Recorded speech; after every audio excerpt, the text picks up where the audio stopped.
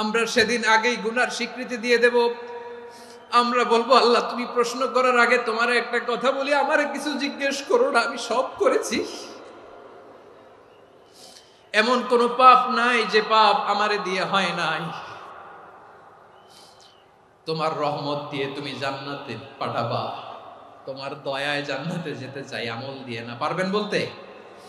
কিয়ামতের দিন আমরা বলবো, আল্লাহ আমার আমল দিয়ে জান্নাত চাই না, আমি তোমার দয়া দিয়ে জান্নাত চাই। তোমার দয়া ছাড়া আমার কোনো উপায় নাই। লিল্লাহি তাকবীর, নারায়ে তাকবীর, নারায়ে তাকবীর। মিজানুর রহমান আজারি সাহেবের আগমন পটুয়াখালীর পক্ষ থেকে। প্রিয় পটুয়াখালীবাসী, আপনারা কেমন আছেন সবাই?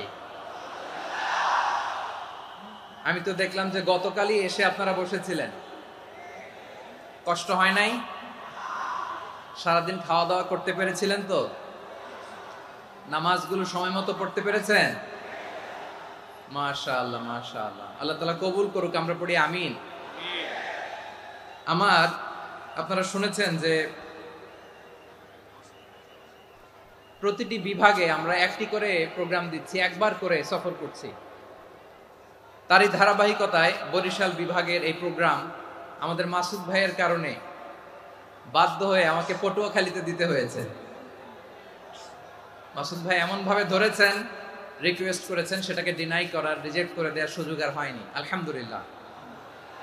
খুব চমৎকার একটি শহর, অসাধারণ একটি নগরী। আমি উপর থেকে দেখছিলাম, খুব গোছানো, খুবই গোছানো সুন্দর একটি শহর, আলহামদুলিল্লাহ। আর পাশেই আছে আপনাদের বিশাল সমুদ্র সৈকত, যেখান থেকে সূর্যোদয় সূর্যাস্ত একসাথে দেখা যায়, ঠিক কিনা বলেন? বরিশাল বিভাগের প্রতি আগে থেকেই আমার আলাদা একটা টান, দুটো কারণে।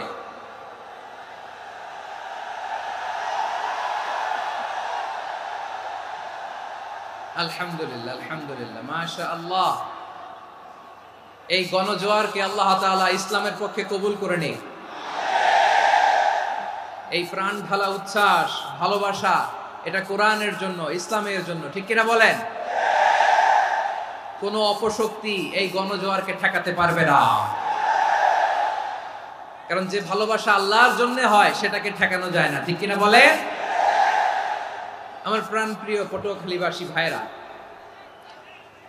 বিশেষ দুটি কারণে বরিশাল বিভাগের প্রতি আমার আলাদা একটা ভালো লাগা। এর কারণ, এই অঞ্চলে আলেম ওলামা বেশি, ঠিক কিনা বলেন? আজকের এই প্রোগ্রামে অনেক কওমি মাদ্রাসার মুহতামিম সাহেবরা এসেছেন, আমি শুনেছি। আলিয়া মাদ্রাসার প্রিন্সিপাল হুজুররা এসেছেন, খতিব সাহেবরা এসেছেন, ইমাম সাহেবরা এসেছেন, মুয়াজ্জিন সাহেবরা এসেছেন। এই বিভাগে আলেম ওলামা বেশি। তার প্রমাণ, এখানে এই বরিশালের ভেতরে আছে সারসিনা দরবার, ঠিক কিনা বলেন? অনেক হাক্কানি একটা দরবার। সারসিনার মরহুম পীর সাহেব হুজুরের খেদমত করেছি আমি অনেকবার, সুযোগ হয়েছিল আমার ছাত্র জামানায়। তো ওনাদের মাদ্রাসা কেন্দ্রিক অনেক খেদমত, আলহামদুলিল্লাহ। তারপর এই বিভাগে রয়েছে চরমোনাই দরবার, ঠিক কিনা বলেন? ওনাদেরও বিশাল মাদ্রাসা, ধর্মীয় অঙ্গনে, মাদ্রাসা অঙ্গনে, রাজনৈতিক অঙ্গনে ওনাদের অনেক খেদমত। তারপরে এখানে আছে ঝালকাঠি এনএস কামিল মাদ্রাসা। আমরা কায়েস সাহেব হুজুরের কথা শুনেছি, আল ইত্তেহাদ মা আল ইখতিলাফ, মতবিরোধের সাথে ঐক্য, অসাধারণ কথা। তো এই সমস্ত বড় বড় আল্লাহওয়ালাদের আগমন এই ভূখণ্ডে হওয়ার কারণে এখানে ধর্মীয় বিশৃঙ্খলা, মারামারি কম, আছে ঐক্য, ঠিক কিনা বলেন? বরিশাল বিভাগের প্রতি আমার বিশেষ ভালোবাসার এটা একটা কারণ। দুই নম্বর কারণ হচ্ছে, আমি ঢাকাতে যে মাদ্রাসায় পড়াশোনা করেছি, দারুন নাজাত সিদ্দিকিয়া কামিল মাদ্রাসা, আমার মাদ্রাসার শিক্ষক মন্ডলীর অধিকাংশ হচ্ছে এই বরিশালের, আলহামদুলিল্লাহ। আমাদের শ্রদ্ধেয় প্রিন্সিপাল হুজুর আখম আবু বকর সিদ্দিক হাফিজাহুল্লাহ ওয়া রাআহ, উনি এলাকার সহ পুরো দারুন নাজাত মাদ্রাসার অধিকাংশ আসাতাজা ইকরাম এই ভূখণ্ডের, এই অঞ্চলের হওয়ার কারণে ছোটবেলা থেকেই বরিশালের প্রতি আমার একটি ভালোবাসা। তো আমি অন্তরের অন্তঃস্থল থেকে আবারও শুভেচ্ছা জানাতে চাই আমি আমাদের অনেক ভাইদেরকে দেখতে পাচ্ছি আপনারা বসার জায়গা পাননি, দাঁড়িয়ে আছেন এবং খুবই নিশ্চুপ, শান্ত, সুশৃঙ্খল। The people of Barisal, they are very smart, আলহামদুলিল্লাহ, মাশাআল্লাহ। এবং শ্রোতা যাদেরকে দেখতে পাচ্ছি বেশিরভাগের বয়স 15 থেকে 25।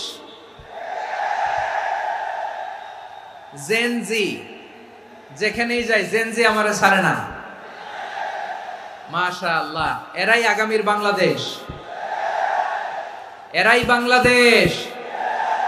এদের হাতেই নিরাপদ আমার লাল সবুজের পতাকা, এদের হাতেই নিরাপদ আমার 56,000 বর্গ মাইলের প্রতিটি ইঞ্চি মাটি। এজন্য তোমাদেরকে সাবধান থাকতে হবে, সজাগ থাকতে হবে দেশের জন্য, এদেশের সার্বভৌমত্বের জন্য, ঠিক কিনা বলেন? আমার প্রিয় ভাইরা, আপনারা এখন যেমনি নিশ্চুপ, নীরব, very quiet and calm, discipline, I like it, I love it. শেষ পর্যন্ত আপনারা এরকম নিশ্চুপ, নীরব, নিস্তব্ধ, নিঝুম থাকবেন তো আপনারা? মাশাআল্লাহ। আমি খুব লম্বা চূড়া সময় নেব না, অনেক আলোচনা হয়েছে, আমি পাশেই ছিলাম, আমি দুপুরেই চলে এসেছি, আমি শুনছিলাম আলোচনাগুলো, অসাধারণ আলোচনা হয়েছে। আসলে আলোচনা হওয়া দরকার অল্প, ইবাদত আর আমল হওয়া দরকার বেশি, ঠিক কিনা? কিয়ামতের একটা আলামত হচ্ছে খুতবুকুম তাওয়িলা ওয়া সালাওয়াতুকুম কাসীরা। কিয়ামতের আগে আমাদের বক্তব্য হয়ে যাবে লম্বা। Your speech will be longer and your salah will be very shorter. বক্তব্য হবে লম্বা, সালাত হবে খাটো। এই নমুনা বর্তমানে আছে না নাই? ঘন্টার পর ঘন্টা, তাও তৃপ্তি মিটে না। অনেক জায়গায় রাত পর্যন্ত, মিডনাইট পর্যন্ত, মধ্যরাত পর্যন্ত আলোচনা হয়, এটা ঠিক নয়। বক্তব্য হবে একেবারে gist, cream of the creams, একেবারে ক্রিম কথাটা আলোচক উপস্থাপন করবেন। হেদায়েত দেওয়ার মালিক কে? ইন্নাকা লা তাহদি মান আহবাবতা ওয়ালাকিন্নাল্লাহা ইয়াহদি মান ইয়াশা। নবী হে, আপনি চাইলেই কাউকে হেদায়েত দিতে পারবেন না, হেদায়েত দেওয়ার মালিক কে? প্রিয় ভাইরা, আমি শুরুতেই দেখতে চাই যে আপনারা বরিশাল বিভাগের কে কোন জেলা থেকে আসলেন, এটা একটু জেনে খোঁজখবর নিয়ে আমি আলোচনা শুরু করবো ইনশাআল্লাহ বিইذنিল্লাহ।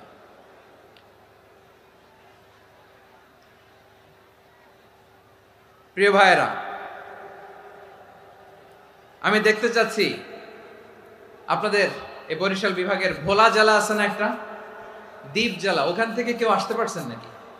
হ্যাঁ, আল্লাহু আকবার, আসছে তো, ওই যে হাত দেখা যাচ্ছে। সর্বনাশ, মাশাআল্লাহ, ঠিক আছে, আল্লাহ আমার ভাইদেরকে তুমি কবুল করো। বরগুনা জেলা থেকে কেউ এসেছেন আজকের প্রোগ্রামে? ইয়া সালাম, মাশাআল্লাহ, মাশাআল্লাহ, ওয়েলকাম, ওয়েলকাম, ঠিক আছে। পিরোজপুর জেলার কেউ এসেছেন? পিরোজপুর জেলা থেকে মাশাআল্লাহ অনেক ভাইরা এসেছেন। ঝালকাঠি, মাশাআল্লাহ, ঝালকাঠির অনেক আসছে। তারপর বরিশাল জেলা থেকে কারা কারা এসেছেন? বরিশাল, মাশাআল্লাহ, তাবারাকাল্লাহ। এবার পটুয়াখালী জেলার কারা কারা দেখি? মাশাআল্লাহ, মাশাআল্লাহ, মাশাআল্লাহ। আল্লাহ তুমি কবুল করো, আল্লাহ তুমি কবুল করো। লিল্লাহি তাকবীর, লিল্লাহি তাকবীর, লিল্লাহি তাকবীর। হাত নামান। প্রিয় ভাইরা, আসুন আমরা কাল বিলম্ব না করে আজকের পটুয়াখালী জেলা শহরের, মাশাআল্লাহ, ওই যে লক্ষ্মীপুর থেকে আমাদের ভাই এসে প্লেকার্ড নিয়ে দাঁড়াইছে, ঠিক আছে, প্লেকার্ড দেখেছি, ফি আমানিল্লাহ। আচ্ছা, এই বরিশাল বিভাগের বাইরে থেকে কারা কারা আসছেন দেখি, কেউ আছেন কিনা? মাশাআল্লাহ, অনেক অনেক অনেক, মাশাআল্লাহ, আল্লাহ কবুল করুন, আল্লাহ কবুল করুন, ফি আমানিল্লাহ।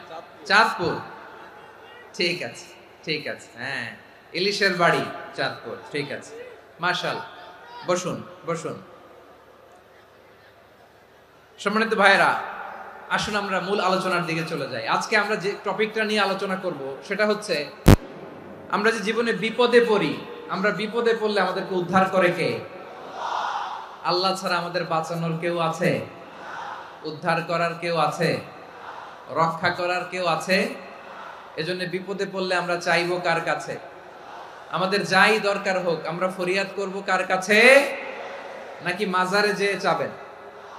মাজারে যেয়ে যাবেন? অনেকে তো মাজারে যেয়ে কপাল ঘষে, আছে না নাই?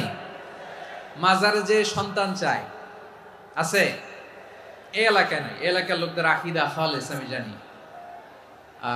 মাজারে যেয়ে কপাল ঘষে আর সন্তান চায়। আচ্ছা, মাজারে গেলে সন্তান পাওয়া যায়? আচ্ছা, মাজারে না গেলে যদি বাচ্চা না হতো, গরু ছাগলের যে বাচ্চা হয় ওরা কোন মাজারে মানত করে বলেন?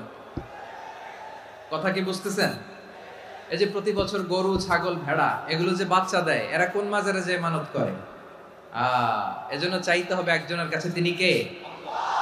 আমার প্রিয় পটুয়াখালীবাসী, মাজার জিয়ারত করা সুন্নাহ। আমরা মাজার জিয়ারত করব, আল্লাহ ওয়ালাদের কবরে যাব, আমরা সেখানে যে সালাম দিব, দোয়া করব, নিজের জন্য করব, কবরে শুয়ে থাকা মাইয়েতের জন্য করব, পুরো মুসলিম উম্মার জন্য করব। কিন্তু কবরে যিনি শুয়ে আছে ওই বাবার কাছে সন্তান চাওয়া যাবে?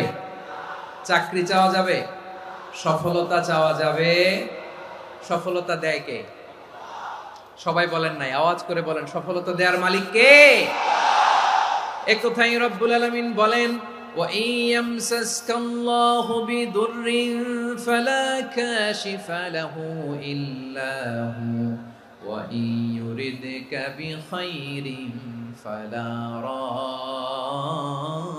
রাদ্দা লিফাদলি يصيب به من يشاء من عباده وهو الغفور الرحيم الله أكبر আল্লাহ বললেন ওয়া ইয়ামসাসকাল্লাহু বিদুররিন ফালা কাশিফা লাহু ইল্লা হু। আল্লাহ যদি তোমাকে কোনো বিপদ স্পর্শ করায়, আল্লাহ যদি তোমারে কোনো বিপদে ফেলে দেয়, ওই বিপদ থেকে উদ্ধার করার তিনি ছাড়া আর কেউ নাই। জোরে বলেন ঠিক কিনা? তিনি যদি কোনো বিপদে ফেলেন, তিনি ছাড়া বিপদ থেকে উদ্ধার করার কেউ নাই। আর তিনি যদি তোমার প্রতি কোনো অনুগ্রহ করতে চান, ওই অনুগ্রহ ঠেকিয়ে দেওয়ার ক্ষমতাও কারো নাই। আল্লাহ যদি আপনার সফলতা দিতে চায়, পৃথিবীর কোনো শক্তি ওই সফলতাকে থামাতে পারে? এজন্য আল্লাহ বললেন, খবরদার, চিন্তা আর আকীদা খালিস করে নাও। ওয়া ইয়ামসাসকাল্লাহু বিদুররিন ফালা কাশিফা লাহু ইল্লা হু। আল্লাহ বিপদে ফেললে বিপদ থেকে উদ্ধার করার কেউ থাকে না। আর আল্লাহ যদি তোমার প্রতি দয়া দেখাতে চান, অনুগ্রহ করতে চান, ওই অনুগ্রহকে প্রতিরোধ করার মতো ক্ষমতা কারো নাই। তিনি তার বান্দাদের মধ্য থেকে যাকে ইচ্ছা তাকে দেন, যত ইচ্ছা তত দেন। তিনি ক্ষমাশীল, তিনি মেহেরবান। সুবহানাল্লাহ। তিনি ক্ষমাশীল, তিনি মেহেরবান। তাহলে এই আয়াত থেকে আমরা বুঝতে পারলাম, আমরা যদি বিপদে পড়ি আমাদেরকে কেউ বাঁচাতে পারে না। আমার বাবা আমারে বাঁচাতে পারে? হ্যাঁ?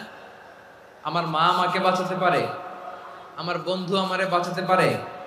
আমার দলের কর্মী আমাকে বাঁচাতে পারে? আমার পীর সাহেব আমারে বাঁচাতে পারে? আমার পটুয়াখালীর ভাইয়েরা খেয়াল রাখবেন, বাঁচাতে পারে এক মহান সত্তা, উদ্ধার করতে পারে এক মহান সত্তা। চিৎকার করে বলুন, তিনি কে? আবার আল্লাহ বললেন, আম্মাই ইউজিবুল মুত্তাররা ইযা দাআহু ওয়া ইয়াকশিফুস সুআ ওয়া ইয়াজআলুকুম খুলাফাআল আরদ আইলাহুম মা'আল্লাহ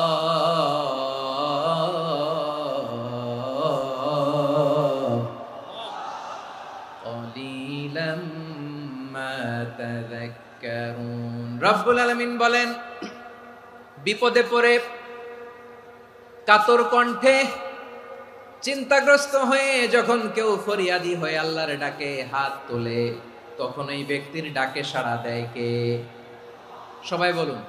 কাতর কণ্ঠে বিপন্ন অবস্থায় আপনি যখন কেঁদে কেঁদে হাত তুলে আপনার দুঃখের কথা জানান, আপনি যখন ডাকেন তারে, তখন আপনার ডাকে সাড়া দেয় কে?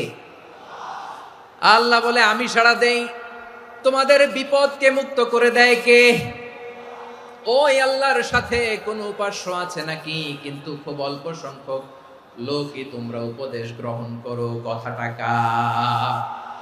তাহলে বিপন্ন মানবতা যখন কাঁদে, মানুষ যখন বিপদে পড়ে নিরুপায় হয়ে ফরিয়াদ করে, তার ডাক শোনার কেউ নাই একজন ছাড়া। চিল্লায় বলেন তো, তিনি কে?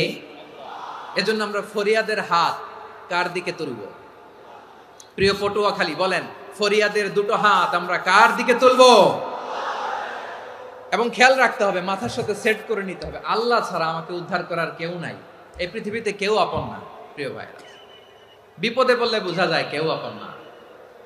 আপন শুধু একজন মহান সত্তা, তিনি কে? এটা কি আপনারা খেয়াল রাখতে পারবেন?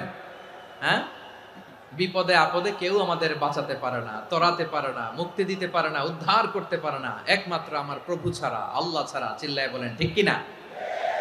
এবং প্রিয় পটুয়াখালীর ভাইয়েরা, মাথার সাথে এটা সেট করে নিতে হবে যে আমাদের পুরো জীবনটাই পরীক্ষা। পুরো জীবনটাই কি? The life is a test. পুরো জীবনটাই পরীক্ষা।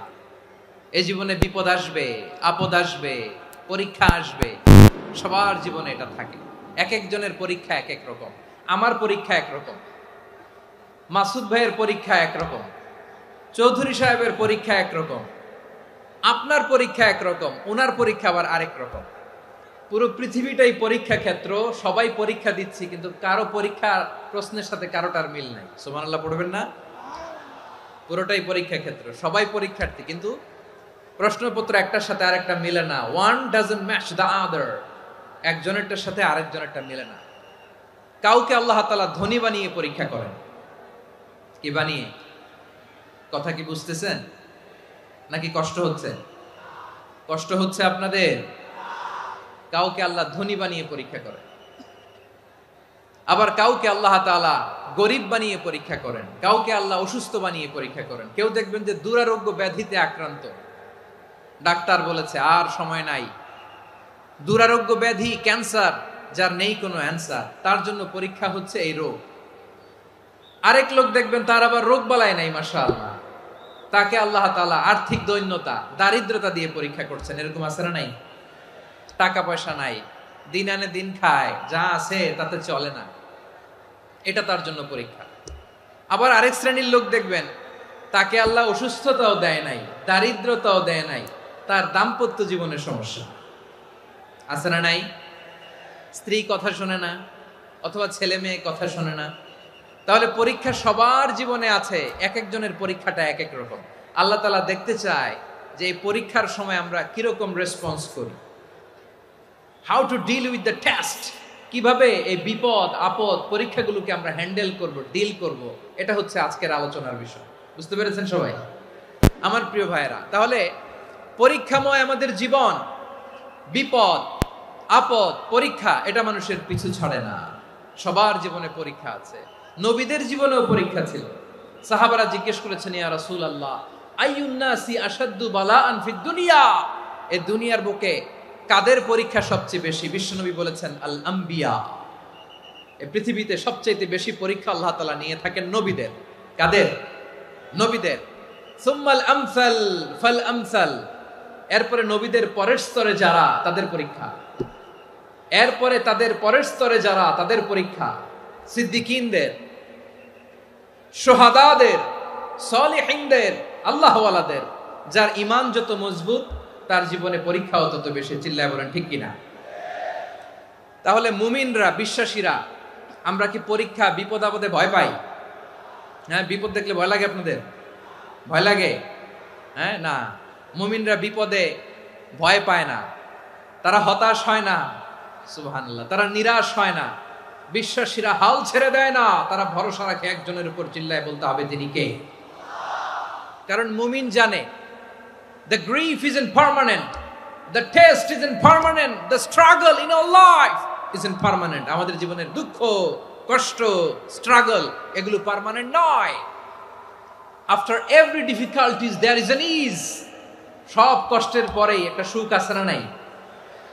রব্বুল আলামিন বলেন, ফা ইন্না মাআল উসরি ইউসরা, ইন্না মাআল উসরি ইউসরা, ভয় পেও না, চিন্তা করো না, কষ্টের সাথেই আমি রেখে দিয়েছি স্বস্তি। সুবহানাল্লাহ বলেন। মুমিন জীবনে বিপদ যত বেশি, কষ্ট যত বেশি, তার সামনে সফলতা তার চেয়েও বেশি। ঠিক কিনা বলেন? কারণ বিশ্বাসীরা জানে রাত্রি যত গভীর হয়, সুবহে সাদিকের সময় তত আগাতে থাকে। গর্ভবতী নারীর পেটের ব্যথা যত বাড়তে থাকে, ঘরে নতুন মেহমান আগমনের সময় ঘনাতে থাকে।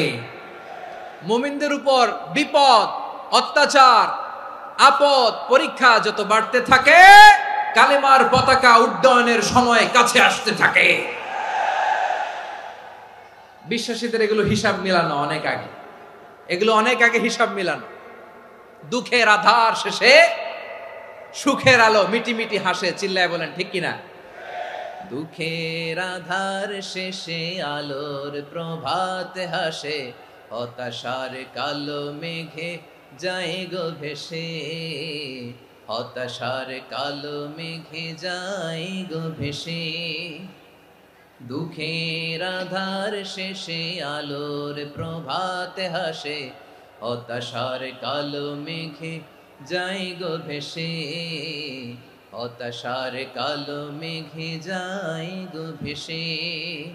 কোরআনে দুঃখের আধার শেষে আলোর প্রভাত হাসে, হতাশার কালো মেঘে যায় গো ভেসে, হতাশার কালো মেঘে যায় গো ভেসে।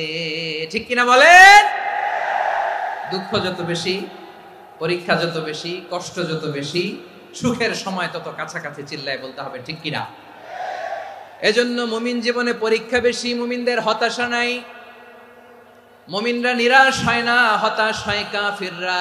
মুমিনরা কখনো হাল ছেড়ে দেয় না, মুমিনরা ভরসা রাখে একজনের উপর, তিনি কে?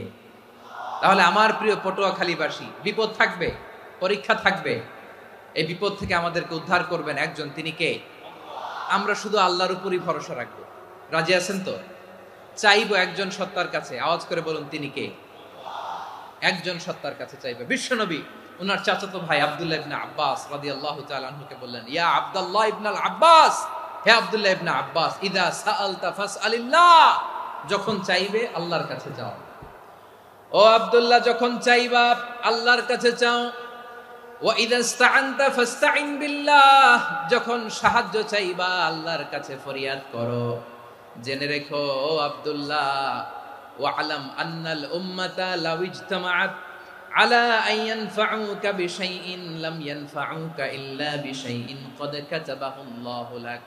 ও আব্দুল্লাহ, জেনে রেখো, মনে রেখো, গোটা বিশ্বের সবাই মিলে যদি তোমার উপকার করতে চায় ততটুকুই তারা করতে পারবে যতটুকু আল্লাহ তোমার নসিবে সেটা লিখে রেখেছে। ঠিক কিনা বলেন? আর যদি গোটা বিশ্বের সবাই মিলে তোমার বিরুদ্ধে কনস্পাইরেসি করে, ষড়যন্ত্র করে, গোটা বিশ্বের সবাই মিলেও যদি তোমার ক্ষতি করতে চায় ততটুকুই শুধু পারবে যেটা আল্লাহ তোমার জন্য বরাদ্দ রেখেছে। যতটুকু আল্লাহ তাআলা তোমার জন্য বরাদ্দ রেখেছে অতটুকুই ক্ষতি করতে পারবে, আর এক চুল বেশিও করতে পারবে না, কমও করতে পারবে না। চিল্লায় বলেন ঠিক কিনা? এজন্য আমরা চাইবো কার কাছে? সবাই বলেন নাই, আওয়াজ করে বলেন কার কাছে? সব সময় আমরা আল্লাহর কাছে চাইবো, বিপদে আপদে, সুখে দুঃখে, সচ্ছল অবস্থায় অসচ্ছল অবস্থায়, পরাজয়ের সময় বিজয়ের সময়, সব সময় আমরা ভরসা রাখবো কার উপর? সবাই বলুন। একদল লোক আছে যারা বিপদে পড়লে আল্লাহরে ডাকে, আছে না নাই? পটুয়াখালীতে মাশাআল্লাহ নাই। বিপদ আসলে আল্লাহরে ডাকে, বিপদ নাই আল্লাহও নাই। বিপদে পড়লে নামাজ পড়ে, বিপদও নাই নামাজও নাই। বিপদে পড়লে জিকির করে, বিপদ যখন চলে যায় ওদের জিকিরও বন্ধ হয়ে যায়। এরকম আছে না নাই? কিছু লোক দেখবেন পরীক্ষা আসলে নামাজ পড়ে, আছে আছে। জেনজি আওয়াজ করো, এরকম আছে? এই কমন পড়ে গেছে, কমন পড়ছে। দেখবেন পরীক্ষার সময় নামাজ পড়ে, পরীক্ষাও নাই নামাজও আছে। এরকম কিছু লোক আছে অসুস্থ হলে আল্লাহরে বড্ড ভালোবাসে, আল্লাহরে খুব ডাকে। অসুস্থ হইলে অসুস্থতাও নাই, আল্লাহ স্মরণও নাই। দেখবেন কিছু লোক নির্বাচন আসলে খুব আল্লাহওয়ালা হয়ে যায়, তখন দেখবেন মাথার মধ্যে হেজাব লাগায়, পাঞ্জাবি লাগায়, আল্লাহওয়ালা হয়ে যায়। নির্বাচনও নাই, এরপরে আল্লাহর কথাও নাই। আছে না নাই? না, এরকম হওয়া যাবে না। সব সময় আমরা আল্লাহরে ডাকবো, বিপদে আপদে সব সময় ভরসা রাখবো আমরা একজনের উপর। আওয়াজ করে বলেন তিনি কে? এ কথায় আল্লাহ তাআলা আমাদের চোখে আঙ্গুল দিয়ে জানিয়ে দিলেন, ফাইদা রাকিবু ফিল ফুলকি দা'াউল্লাহ মুখলিসিনা লাহুদ্দিন فلما نجاهم إلى البر إذا هم يشركون আল্লাহ বলে একদল লোক আছে তারা যখন নৌযানে চড়ে জলযানে চড়ে সাগরের মধ্যে যখন জাহাজে চড়ে লঞ্চে চড়ে তারা যখন তুফানের সম্মুখীন হয় তখন তারা আল্লাহরে বড্ড বেশি ডাকে একান্ত ভাবে ডাকে বিশুদ্ধ চিত্তে ডাকে আবার তুফান থেকে তাদেরকে সেফ জোনে নিয়ে নিরাপদ জোনে নিয়ে যখন বন্দরে আমি আল্লাহ তাদেরকে ভিড়িয়ে দেই ওই লোকগুলো আবার আমি আল্লাহর সাথে শিরিক করে এরকম আছে না নাই জাহাজে উঠছে সাগরের মাঝখানে তুফান ওই সময় দেখবেন আল্লাহ কারে কয় এই কথা তো আপনাদেরকে বোঝানো সহজ আপনারা তো নদীর দেশের মানুষ লঞ্চে চড়েন নাই কারা কারা দেখি লঞ্চে চড়ছেন হ্যাঁ লঞ্চে চড়ে নাই এরকম একজনও নাই এখানে আচ্ছা লঞ্চে উঠছেন কে কে দেখি মাশাআল্লাহ মাশাআল্লাহ মাশাআল্লাহ ঠিক আছে আপনাদের বোঝানো সহজ আচ্ছা লঞ্চে উঠে তুফানের সম্মুখীন হয়েছেন জলোচ্ছ্বাস সবাই মাশাআল্লাহ তো এই ওয়াজ তো আপনাদের মুখস্থ ঠিক কিনা বলেন আমার বলার দরকার নাই বলেন মাঝ নদী তুফান জলোচ্ছ্বাস জলের মধ্যে উচ্ছ্বাস ঢেউ টর্নেডো সাইক্লোন মেঘের ঘনঘটা পরিবেশ ঘুটঘুটে অন্ধকার লঞ্চ একবার এদিকে আরেকবার ওইদিকে ভিতরে কি অবস্থা হয় বলেন তো হ্যাঁ তখন মুসলিম আল্লাহর ডাকে হিন্দু আল্লাহর ডাকে ঠিক কিনা বলেন আস্তিক আল্লাহর ডাকে নাস্তিক আল্লাহর ডাকে ঠিক কিনা লঞ্চের ভেতর স্টিমারের ভেতর কান্নারে রোল পড়ে যায় চিৎকারের রোল পড়ে যায় সবার মুখ দিয়ে শুধু একটা আওয়াজ লা ইলাহা লা ইলাহা লা ইলাহা সুবহানাল্লাহ আলহামদুলিল্লাহ লা ইলাহা আল্লাহ নামের জিকির করবে যারা আল্লাহর কাছে প্রিয় তারা আল্লাহর কাছে প্রিয় যারা জান্নাতে প্রবেশ করবে তারা জোরে লা ইলাহা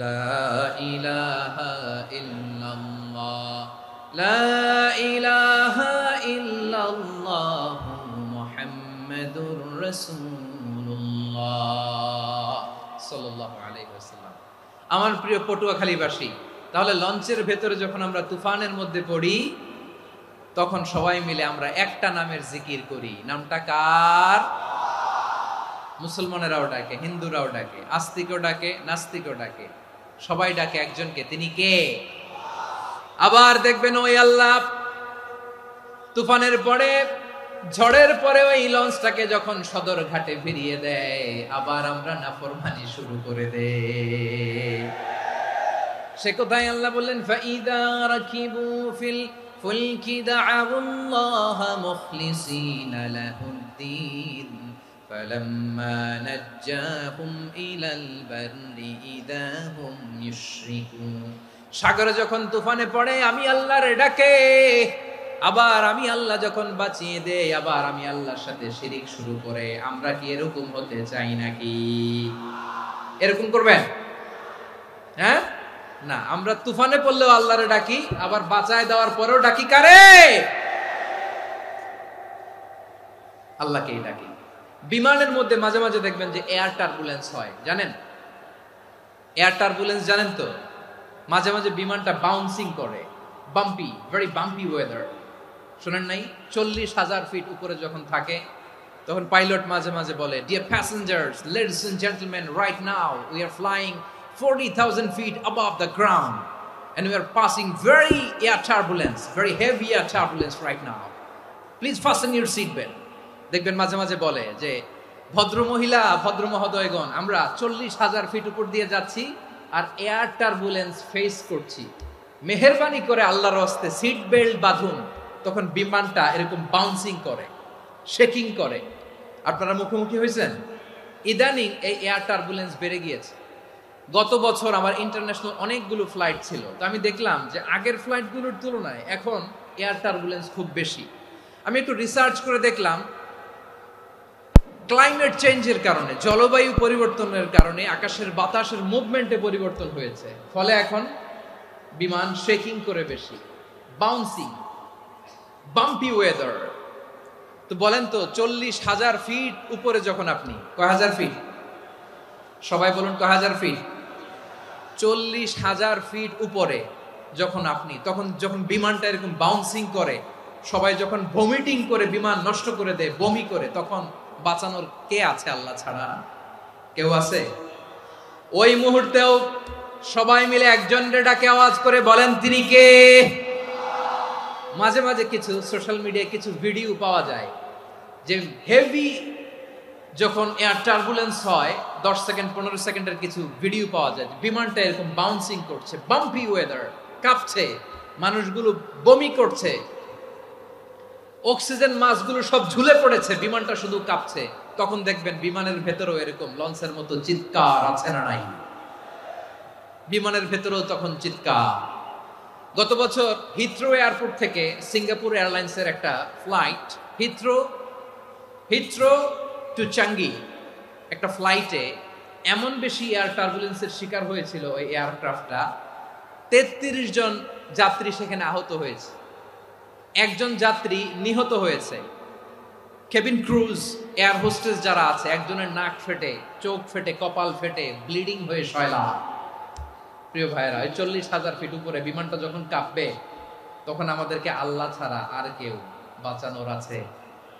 এত আসতে বললে হবে? ওই কঠিন মুহূর্তে আমার বাবা আমারে বাঁচাতে পারে, আমার বন্ধু আমারে বাঁচাতে পারে। এই গ্রাউন্ডে, জমিনের বুকে আমার প্রোটোকল, আমার ক্ষমতা, আমার দাম্ভিকতা, কোনো কিছু আমারে বাঁচাতে পারে একজন ছাড়া। চিল্লায় বলতে হবে তিনি কে? সে আল্লাহ বললেন, গোলাম আমি বিপদের সময় ঠিকই তোমাদের বাঁচিয়ে দেই। ওই বিমানের ভেতরে 40,000 ফিট উপরে যখন তোমরা এয়ার টার্বুলেন্সের শিকার হও, তখন নাস্তিকও আল্লাহরে ডাকে, হিন্দু আল্লাহরে ডাকে, জোরে বলেন ঠিক কিনা? আবার বিমানটা যখন শান্ত হয়ে যায়, একটু পরেই বিমানের স্ক্রিনের মধ্যে হিন্দি সিনেমা খোঁজে। বিমানের স্ক্রিনে কিন্তু বিশাল ওখানে আফলাম ফিল্মের একেবারে বোঝাই করা। বিমানটা শান্ত হলে আবার হিন্দি সিনেমা দেখা শুরু করে। একটু আগে ডাকছিল কারে? দেখবেন বাংলাদেশে আমাদের ক্রিকেটাররা যখন অন্য কোনো দেশের সাথে খেলে, অনেক সময় এমন হয় বল বাকি একটা, রান দরকার 6টা। বল বাকি কয়টা? পটুয়াখালী বোঝে নাই বোধহয়। বল বাকি কয়টা? রান দরকার। আপনি দেখবেন ক্যামেরাম্যান তখন গ্যালারিতে খালি দেখায় দর্শকদের যে কি অস্থিরতা। হিপ হপ স্টাইলের মেয়েটা, যে মেয়েটার ওড়না এতক্ষণ ছিল গলায়, এতক্ষণ কই ছিল, ওই মেয়েটা দেখবেন ওড়নাটা টেনে মাথায় দিয়ে এরকম মুনাজাত ধরতেছে, আল্লাহ আল্লাহ, একটা সক্কা, আল্লাহ আল্লাহ, আমার লাল সবুজের পতাকারে তুমি অপমানিত কইরো না আল্লাহ, ইন্ডিয়ার সাথে আমাদের খেলা, আল্লাহ আল্লাহ, একটা সক্কা, একটা। পুরো খেলা জুড়ে এই মেয়ের ওড়না ছিল গলায়, কিন্তু যখন 1 বলে 6 রান দরকার, ওড়না চলে আসছে কোথায়? মাথায়। আবার মুনাজাত আছে না নাই? ঠিকই বাংলাদেশের দামাল ছেলে এমন এক শট মারলো, বল চলে গেল স্টেডিয়ামের বাইরে, ছক্কা, জিতে গেলাম আমরা। পুরো স্টেডিয়াম জুড়ে চিৎকার, হই হুল্লোড়, মৌজ মাস্তি। যেই মেয়েটা মাথার মধ্যে ওড়না দিয়ে এতক্ষণ সুবহানাল্লাহ সুবহানাল্লাহ বলে আল্লাহর কাছে দোয়া করেছে, ওই মেয়ে এখন আবার ওড়না ফেলে দিয়ে নাচা শুরু করে দিয়েছে। তাহলে আল্লাহর ভয়, আল্লাহর প্রতি আস্থা, বিশ্বাস, ভালোবাসা, এটা কি ক্ষণিকের জন্য? মানে আমার যখন লাগবে তখন আল্লাহরে ইউজ করবো নাকি? হ্যাঁ, বিপদে আপদে, সুখের সময় দুঃখের সময়, সচ্ছল অসচ্ছল অবস্থায় বিশ্বাসীরা ভরসা রাখে একজনের উপর। চিৎকার করে বলো পটুয়াখালী তিনি কে? সে আল্লাহ বললেন, গোলাম মনে করো না জাহাজ থেকে সদরঘাটে ভিড়িয়ে দিলাম, তুমি নিরাপদ হয়ে গেছো। মনে করো না 40,000 ফিট থেকে সেফ ল্যান্ডিং এর পরে এয়ারপোর্টে নেমে গেলেই তুমি নিরাপদ হয়ে গেছো। ও মিয়া, বিপদ কি শুধু সাগরে আর আকাশে? ঘরের বিপদও ঘরের ভেতরও বিপদ আসতে পারে কি পারে না। এজন্য সূরা মুলক আল্লাহ বললেন আমিনতুম মান ফিস সামাই আন ইয়াখসিফা বিকুমুল আরদা ফাইযা হিয়া তামুর। তোমরা কি ভাবছো তোমরা নিরাপদ? সাগরের মধ্যে তুফান, আল্লাহ আল্লাহ ডাকলাম, সদরঘাটে যেয়ে পড়ছি, পয়সা গেছেন তো আপনি। আর পাবে আপনারে আল্লাহ, আল্লাহরে তো সাগরের মাঝখানে তো আল্লাহ আপনারে পাইছিল, আর তো পাবে না। আর পাবে আপনারে? আর আল্লাহ ধরতে পারবে আপনারে? ঘরের ভেতরও বিপদ দিয়ে আটকাতে পারে কে?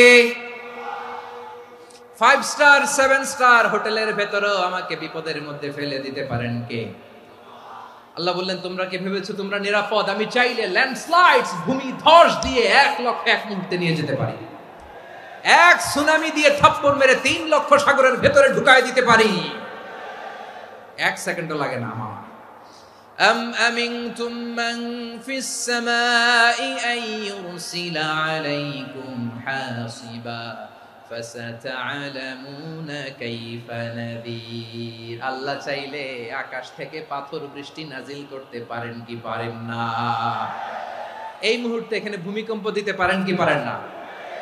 আচ্ছা, ভূমিকম্প যখন হয় আমাদের কারো হুঁশ থাকে? আপনি মনে করছেন আমরা সাধারণ মানুষ, আমরা দৌড় দেই, আর প্রেসিডেন্ট প্রধানমন্ত্রী ওনারা বুঝি খাটে শুয়ে থাকে? কথা বুঝে নাই বোধহয়। ভূমিকম্প, আর্থকোয়েক যদি হয়, বাঁচার জন্য আমরা কি করি? হয় খাটের তলায়, ডাইনিং টেবিলের নিচে, উপরে শক্ত কিছু আছে এটার নিচে, অথবা ঘর থুইয়া দেও দৌড়। তো প্রধানমন্ত্রী উনি কি করে? প্রেসিডেন্ট উনি কি করে? হ্যাঁ, উনি খাটের মধ্যে যে শুয়ে থাকে নাকি?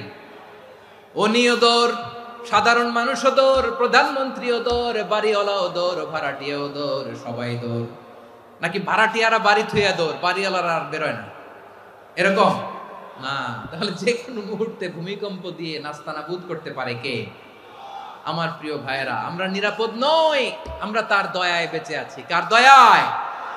এজন্য আল্লাহ বললেন গোলাম, যে কোনো মুহূর্তে বিপদ দিয়ে তোমাদেরকে নাস্তানাবুদ করতে পারি। বিশ্বাসী বলে যদি নিজেকে দাবি করো, সব সময় ডাকতে হবে একজন সত্তাকে। বলেন তিনি কে? এই কথা ক্লিয়ার? এই সবগুলো উদাহরণ শেষে সবার কাছে ক্লিয়ার হয়েছে না যে বিপদ থেকে, আপদ থেকে, পরীক্ষা থেকে, ক্যালামিটি থেকে আমাদেরকে কেউ বাঁচাতে পারে না একজন সত্তা ছাড়া। আবারও বলেন তো তিনি কে? ক্লিয়ার? হ্যাঁ, সবাই বুঝতে পারছেন? আচ্ছা, এবার আমরা দেখি বিষ্ণু ইসা ইসলামের জীবনে বিপদ আপদ ছিল কিনা। উনি বিপদ আসলে কিভাবে ডিল করতেন, বিপদ আসলে কোন দোয়া পড়তে হয়, কিভাবে ফরিয়াদের হাত উত্তোলন করতে হয়, কিভাবে রবের দরবারে নতজানু হয়ে ফরিয়াদ করতে হয়, এটা জানার দরকার আছে না নাই? আসুন আমরা বিষ্ণুনবীর জীবনী থেকে দেখি বিপদ আসলে উনি কি করতেন। বিপদ আসলেই প্রথমে বিষ্ণু ইসা ইসলাম একটা দোয়া পড়তেন। কি পড়তেন? তিনি পড়তেন ইন্না লিল্লাহি ওয়া ইন্না ইলাইহি রাজিউন। নিশ্চয় আমরা আল্লাহর জন্য, নিশ্চয় আমরা কার দিকে ফিরবো ভাই? আবার কার দিকে ফিরবো? আওয়াজ করে বলুন তো, আমরা এসেছি কার কাছ থেকে, আবারও ফিরে যাব কার কাছে? এজন্য বিষ্ণুই পড়ছেন ইন্না লিল্লাহি ওয়া ইন্না ইলাইহি রাজিউন। নিশ্চয় আল্লাহর জন্য, ওই আল্লাহর দিকেই আমরা ফিরে যাব। তারপরে বিশ্বনবী পড়তেন আল্লাহুম্মা আজুরনি ফি মুসিবাতি ওয়াখলুফ লি খায়রাম মিনহা। একসাথে প্রথমে পড়তেন ইন্না লিল্লাহি ওয়া ইন্না ইলাইহি রাজিউন, তারপর পরে পড়তেন আল্লাহুম্মা আজুরনি ফি মুসিবাতি ওয়াখলুফ লি খায়রাম মিনহা। মানে আল্লাহ, এই যে আমি বিপদে ধৈর্য ধারণ করলাম, এটার সব তুমি আমারে দাও, আর যেটা হারালাম এর চেয়ে ভালো কিছু দিয়ে মেকআপ করে দিও, ভালো কিছু দিয়ে বদল করে দিও। সুবহানাল্লাহ পড়েন। তাহলে বিপদ আসলে আমরা কি পড়বো? কথা বলেন। এই যে আমি শুয়েছিলাম, নাশিদ গাচ্ছিল ওরা, এদেশে পরস্পরে দেখা হলে দেয় সালাম, এদেশে আমজনতার হৃদয় জুড়ে পাকালাম, এদেশে বিপদ এলে সর্বজনে সর্বক্ষণে দোয়া পড়ে ইন্না লিল্লাহ। কি পড়ে? সুবহানাল্লাহ সুবহানাল্লাহ সুবহানাল্লাহ সুবহানাল্লাহ। এদেশে আজান শুনে সূর্য ওঠে শহর গ্রামে, এদেশে আজান শুনে সূর্য ডুবে সন্ধ্যা নামে, এদেশে সকল কাজে সবাই বলে বিসমিল্লাহ, এদেশে ভালো কিছু দেখে শুনে হাসি মুখে সবাই বলে মাশাআল্লাহ। সুবহানাল্লাহ পড়েন। তাহলে বিপদ এলে আমরা কি পড়ি? কথা বুঝলে সবাই উত্তর দিতে হবে। বিপদ এলে কি পড়ি? তাহলে বিপদ এলেই আমরা এখন থেকে ইন্না লিল্লাহ পড়বো, নাকি হাই হুতাশ করবেন? একদল আছে হাই হুতাশ করে, হায় আল্লাহ রে মোর কি হইল রে, মুই কি হরমু রে, মুই কমবে জামু রে, আছে না নাই?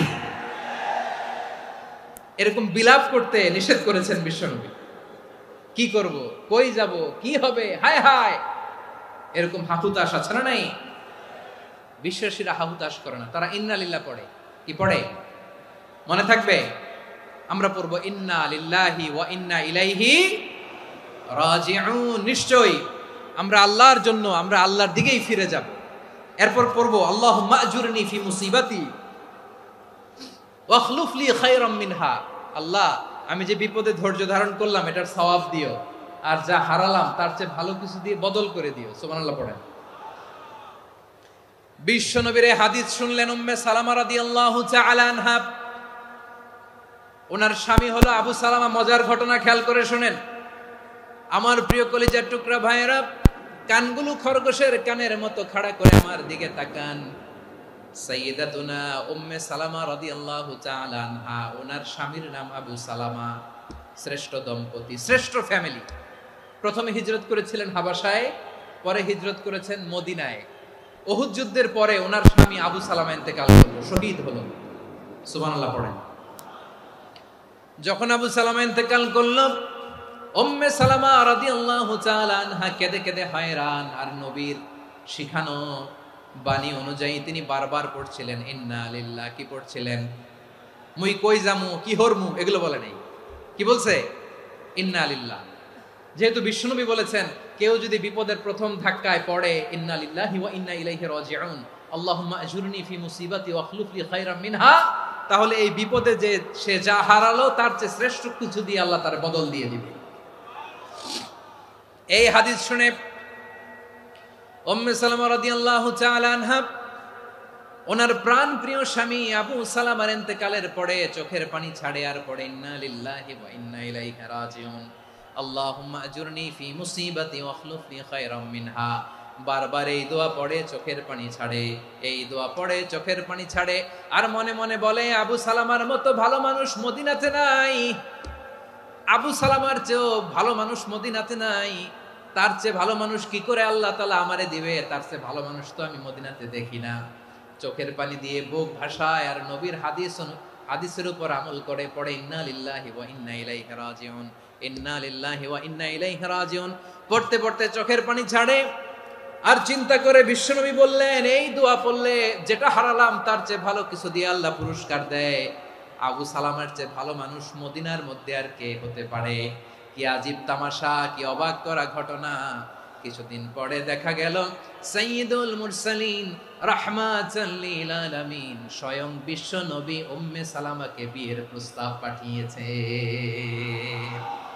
স্বয়ং বিশ্ব নবী উম্মে সালামা রাদিয়াল্লাহু তাআলা আনহাকে বিয়ের প্রস্তাব পাঠিয়েছেন। উনি রাজি হয়ে গেলেন, বিয়ে হয়ে গেল। উনি হয়ে গেলেন উম্মুল মুমিনিন, আমাদের মা, পুরো মুসলিম উম্মার মা। চিৎকার করে বলেন আল্লাহু আকবার। তাহলে আমার প্রাণ প্রিয় ভাইয়েরা, বিপদে পড়লে আমরা পড়বো ইন্না লিল্লাহি ওয়া ইন্না ইলাইহি রাজিউন, আল্লাহুম্মা আজুরনি ফি মুসিবাতি ওয়াখলুফ লি খায়রাম মিনহা। পড়বেন? পড়বেন না? যারা যারা বিপদ আসলে এই দোয়াটা পড়বেন এখন থেকে আওয়াজ করে ইনশাআল্লাহ বলেন। যা হারাইছেন তার চেয়ে শ্রেষ্ঠ জিনিস দিয়ে বদলা দিবে কে? বিশ্বাস হয়? একটু সন্দেহ লাগে মনে হয়, একটু সন্দেহ আছে? যাদের বিশ্বাস হবে তাদের কি আল্লাহ উত্তম বদলা দিবে, ঠিক কিনা বলেন? তাহলে বিপদে পড়লেই প্রথমে আমরা এটা পড়ব। দোয়াগুলো যদি এখন মুখস্থ না হয়, এই যে রেকর্ডিং হচ্ছে, পেয়ে যাবেন, কালকেই পেয়ে যাবেন। শুনে শুনে মুখস্থ করবেন। আমার মায়েরা, আমার বোনেরা, আপনাদের জন্য 3টি মাঠের অ্যারেঞ্জমেন্ট করা হয়েছে, আমি জানি। আপনারাও এই দোয়াগুলো পড়বেন, আপনার স্বামীকে শেখাবেন, সন্তানকে শেখাবেন, আপনার পুরো পরিবারটাকে জান্নাতের টুকরো বানিয়ে দিবে কে? তাহলে বিপদ আসলে প্রথমে কি পড়তে হবে এটা জেনে গেলাম। এরপরে বিপদ আসলে নিজেকে কি করে আল্লাহর কাছে সঁপে দিতে হয় এটাও জানার দরকার আছে না নাই? বিপদে প্রথমে ইন্না লিল্লাহ পড়লাম, ধৈর্য ধারণ করলাম, বিপদ থেকে উদ্ধারের সর্বোচ্চ চেষ্টা করলাম। আমার কাজ যখন শেষ তখন আমি আমার এই বিষয়টা আল্লাহর কাছে সঁপে দিব। কার কাছে সুপর্দ করব? কার কাছে? বিপদে বললে কেমন করে নিজেকে আল্লাহর কাছে সঁপে দিতে হয়, আসুন সাইয়েদনা ইব্রাহিম আলাইহিস সালামের জীবনী থেকে জানি। আল্লাহর খলিল ইব্রাহিম আলাইহিস সালাম আমাদের মতো সমাজ ব্যবস্থা পায় নাই। আমরা জন্মের পরে আমাদের কানের ভেতরে আজান দিয়েছে কে? একামত দিয়েছে কে? আমাদের বাপ দাদারা আমাদের কানে আজান দিয়েছে কি? দেয় নাই। আমাদের জন্মের পরেই তো আজান, একামত, বাড়ির পাশে মসজিদ, প্রতিদিন আজান, জুমার খুতবা, প্রতি মাসে মাসে তাফসিরুল কোরআন মাহফিল, মসজিদ, মিনারা, অভাব নাই। ঠিক কিনা বলেন? আপনি যেই সুন্দর ইসলামিক এনভায়রনমেন্ট পেয়েছেন, আমাদের ইব্রাহিম খলিল উনিও কি এরকম পেয়েছিলেন? হ্যাঁ, উনি জন্মের পর পরে ওনার কানে আজান দিছে কেউ? আমার প্রিয় ভাইরা, আগা গোড়া একটা শিরকি পরিবেশ উনি জন্মগ্রহণ করেছেন। উনি ছাড়া ওই তল্লাটে একজনও আল্লাহর উপর বিশ্বাসী নাই। কল্পনা করতে পারেন? গোটা তল্লাটে, গোটা দেশে বিশ্বাসী মুমিন, আল্লাহর উপর বিশ্বাস স্থাপনকারী কয়জন? সবাই বলেন কয়জন? বাকি সব মুশরিক। বাকি সব মুশরিক নিজের সাথে নিজে শক্ত বোঝাপড়া করে, অ্যানালজি করে, সেলফ কনভারসেশন করে উনি মহা সত্যের সন্ধান পেয়েছে। উনি আকাশের তারা দেখে ভাবে মনে হয় এটাই আমার খোদা, পরে দেখে তারা নাই, মনে মনে বলে না তাইলে এটা না। আবার চাঁদ দেখে বলে চাঁদটা বড় মায়া লাগে, মনে হয় এটাই আমার রব, পরে দেখে চাঁদও নাই, কয় না এটা না। এরপরে দ্বীপ প্রহরের জলজলে সূর্যটা খাঁ খাঁ করে গোটা পৃথিবীটারে রৌদ্র দিয়ে তাতিয়ে রাখে। তিনি ভাবলেন মনে হয় এটাই আমার রব, কারণ এটাই তো সবচেয়ে বড়। কিন্তু বিকেল বেলা ওই সূর্যটাও যখন চলে যায়, সাইয়েদনা ইব্রাহিম বলে না এটাও তো নাই, আমার খোদা যদি আমারে ছেড়ে চলে যায়, বিপদে পড়লে আমারে উদ্ধার করবে কে? এভাবে নিজের সাথে অ্যানালজি, সেলফ কনভারসেশন করতে করতে করতে তিনি মহা সত্যের সন্ধান পেয়েছেন। সুবহানাল্লাহ পড়েন। সব শেষে তিনি ডিসিশন নিয়ে ঘোষণা দিলেন, ইন্নী ওয়াজ্জাহাতু ওয়াজহিয়া লিল্লাযী ফাতারাস সামাওয়াতি ওয়াল আরদা হানিফান ওয়া মা আনা মিনাল মুশরিকিন। নিশ্চয় আমি এমন সত্তার দিকে মনোনিবেশ করলাম, মুখাপেক্ষী হলাম, যিনি আকাশ বানিয়েছেন, জমিন বানিয়েছেন, আমি মুশরিক নই। সুবহানাল্লাহ। পারতেন? আপনি পারতেন? কেউ নাই, লক্ষ লক্ষ মুশরিক, আপনি একা। ওনার মতো এরকম বিচক্ষণতা দিয়ে আল্লাহরে খুঁজে পাইতে পারতেন আপনি? কি নবী ছিল, আল্লাহকে খুঁজে পেয়েছে। যখন আল্লাহর ইবাদত শুরু করলো, এই কথা ছড়ায় পড়লো চারদিকে। নমরুদ সাইয়েদনা ইব্রাহিমকে ডেকে পাঠালেন। নমরুদ বলে, ইব্রাহিম তুমি নাকি মূর্তির পূজা না করে কোন নতুন রবের ইবাদত করো, কে তোমার রব? সাইয়েদনা ইব্রাহিম বললেন, রব্বি আল্লাযী ইউহয়ী ওয়া ইউমীত, আমি এমন রবের ইবাদত করি যিনি জীবন দেন, যিনি মৃত্যু দেন। নমরুদ বলে, তাই নাকি? তোমার রব জীবন দেয়, মৃত্যু দেয়? আর এটা তো আমি দেই, আমিও তো জীবন দেই, আমিও তো মৃত্যু দেই। সাইয়েদনা ইব্রাহিম বললেন, কেমন করে তুমি জীবন দাও, মৃত্যু দাও, একটু দেখাও তো। নমরুদ জেলখানা থেকে দুজন কয়েদিকে ডেকে আনলো। কয়েদি এনে অর্ডার করলো, একটাকে এখনই শিরোচ্ছেদ, হেড অফ, ডেথ পেনাল্টি, মৃত্যুদণ্ড দেয়া হলো। ফিনকি দিয়ে রক্ত বেরোলো। নমরুদ বলে, দেখো দুজনকে ধরে আনলাম, একজন কয়েদিকে দিলাম ডেথ পেনাল্টি, মৃত্যুদণ্ড, ওরে মৃত্যু দিলাম। আরেকজন যে দাঁড়িয়ে আছে, চাইলে ওরেও আমি মৃত্যুদণ্ড দিতে পারি, কিন্তু না, ওরে আমি দিব না, ওরে আমি বাঁচাইয়া দিলাম, ছেড়ে দিলাম, মানে জীবন দিলাম। দেখো ইব্রাহিম, তোমার চোখের সামনে একজনরে মৃত্যু দিলাম, আরেকজনরে জীবন দিলাম। আপাত দৃষ্টিতে তাই তো, একজনরে তো জীবন দিল, আরেকজনরে মৃত্যু দিল। সাইয়েদনা ইব্রাহিম এবার বিপাকে পড়ে গেলেন। কিন্তু এক একজন নবীকে আল্লাহ এমন উইজডম, বিচক্ষণতা দিয়ে এই জমিনে পাঠিয়েছেন। মুহূর্তের মধ্যে আল্লাহর খলিল ইব্রাহিম বললেন, ফাইন্নাল্লাহা ইয়াতি বিশ-শামসি মিনাল মাশরিকি ফাতি বিহা মিনাল মাগরিব ফাবুহিতাল্লাযী কাফার। আল্লাহর খলিল ইব্রাহিম বললেন, নমরুদ বুঝলাম তুমি জীবন দাও, মৃত্যু দাও, দেখলাম, কিন্তু আমার রব, আমার আল্লাহ প্রতিদিন সকালবেলা উষা লগ্নে ওই পূর্ব দিগন্ত থেকে সূর্যটাকে উদিত করেন, সাঁঝের বেলা, বিকেল বেলা, কুথুরি লগ্নে, সন্ধ্যা বেলা ওই দ্বিপ্রহরের জলে সূর্যটাকে পশ্চিম দিগন্তে ডুবিয়ে দেন। মানে সকালবেলা পূর্ব দিক থেকে উদিত করা সূর্যটাকে পশ্চিম দিকে বিকেলে তিনি ডুবিয়ে দেন। তুমি যদি পারো ওই সূর্যটাকে পশ্চিম দিক থেকে উদিত করে পূর্ব দিকে ডুবিয়ে দাও। সুবহানাল্লাহ পড়বেন না? দেখেন, ইনস্ট্যান্ট ইন্টেলেক্ট, মুহূর্তে বিচক্ষণতা, উইজডম কাকে বলে? নমরুদ পারবে? নমরুদের বাপ পারবে? ওর দাদা, ওর 14 গোষ্ঠী, গোটা বিশ্বের সব ক্ষমতাধর রাষ্ট্রনায়করা একসাথে হলে পারবে? ফাবুহিতাল্লাযী কাফার পারে নাই, ব্যর্থ হয়েছে। এবার তেলে বেগুনে জ্বলে উঠেছে, রেগে মেগে আগুন বলে ফালকুহু ফিল জাহিম। ওর সাথে তর্ক নাই, না পেরে এবার এটারে আগুনে ফেলা। বিশাল বিশাল গাছ কেটে লাকড়ি এনে আগুনের কুণ্ডলি বানানো হলো, দাও দাও দাও দাও করে আগুন জ্বলে। আল্লাহর খলিল ইব্রাহিমকে আগুনে নিক্ষেপ করা হবে। আল্লাহর খলিল সাইয়েদনা ইব্রাহিমের হাতের মধ্যে রশি দিয়ে টাইট করে বাঁধা হলো, পায়ের মধ্যেও টাইট করে রশি দিয়ে বাঁধা হলো। আল্লাহর খলিল ইব্রাহিমকে আগুনের কুণ্ডলির মধ্যে ফেলা হবে। ওমিয়া, আপনি যে বিপদের কারণে ভয় পান, হতাশ হন, এটা কোনো বিপদ ওনার বিপদের সামনে? পটুয়াখালী আওয়াজ করে বলুন, সাইয়েদনা খলিল ইব্রাহিমের বিপদের সামনে আমাদের বিপদগুলো কোনো বিপদ? এটা কোনো বিপদই না, এটা কোনো বিপদই না। হাত পা বেঁধে টাইট করে নিক্ষেপ করা হবে, সিম্পলি ফেলা যাবে না, কারণ দাও দাও করে দ্য ব্লেজিং ফায়ার, এমন আগুনের কুণ্ডলি কাছে যাওয়া যায় না, আগুনের উত্তাপে নিক্ষেপ করা হবে। হাতে রশি বেঁধে পায়ে রশি বেঁধে আল্লাহর খলিল ইব্রাহিম আলাইহিস সালামকে আগুনের মধ্যে নিক্ষেপ করা হবে। আহা, এটার বলে অগ্নি পরীক্ষা। উনি অগ্নি পরীক্ষার সম্মুখীন হয়েছিলেন। এজন্য কঠিন পরীক্ষাকে আমরা অগ্নি পরীক্ষার সাথে তুলনা করি, ঠিক কি না? সাইয়েদনা জিবরাইল এসে বললেন, ও আল্লাহর খলিল, ওরা তো আপনার হাতও বেঁধে ফেললো, পাও বেঁধে ফেললো, নড়াচড়ার সুযোগ নাই, বলেন আমি জিবরিল ফেরেশতা আপনার জন্য কি করতে পারি? আল্লাহর খলিল ইব্রাহিম বলেন, ও জিবরাইল, তোমার কাছে আমার কোনো চাওয়া পাওয়া নাই। সুবহানাল্লাহ বলেন। তোমার কাছে বলার কিছু নাই, তোমার সাহায্যের আমার দরকার নাই। সাইয়েদনা ইব্রাহিম আলাইহিস সালামকে হাতে পায়ে রশি বেঁধে হাত পা বাঁধা অবস্থায় জ্বলন্ত অগ্নিকুণ্ডে যখন নমরুদের দলবল নিক্ষেপ করবে, আল্লাহর খলিল কিভাবে নিজেকে আল্লাহর কাছে সঁপে দিয়েছেন, পটুয়াখালীর ভাইরা খেয়াল করে শুনুন। হাত পা বেঁধে আল্লাহর খলিলকে যখন নিক্ষেপ করা হবে, তিনি মুখ ফুটে বলে ফেললেন, হাসবুনাল্লাহু ওয়া নি'মাল ওয়াকিল। হাসবুনাল্লাহু ওয়া নি'মাল ওয়াকিল, আমার জন্য আল্লাহই যথেষ্ট, আমার জন্য আল্লাহই যথেষ্ট। তিনি আমার সবচেয়ে বড় গার্ডিয়ান, তিনি আমার সবচেয়ে বড় অভিভাবক।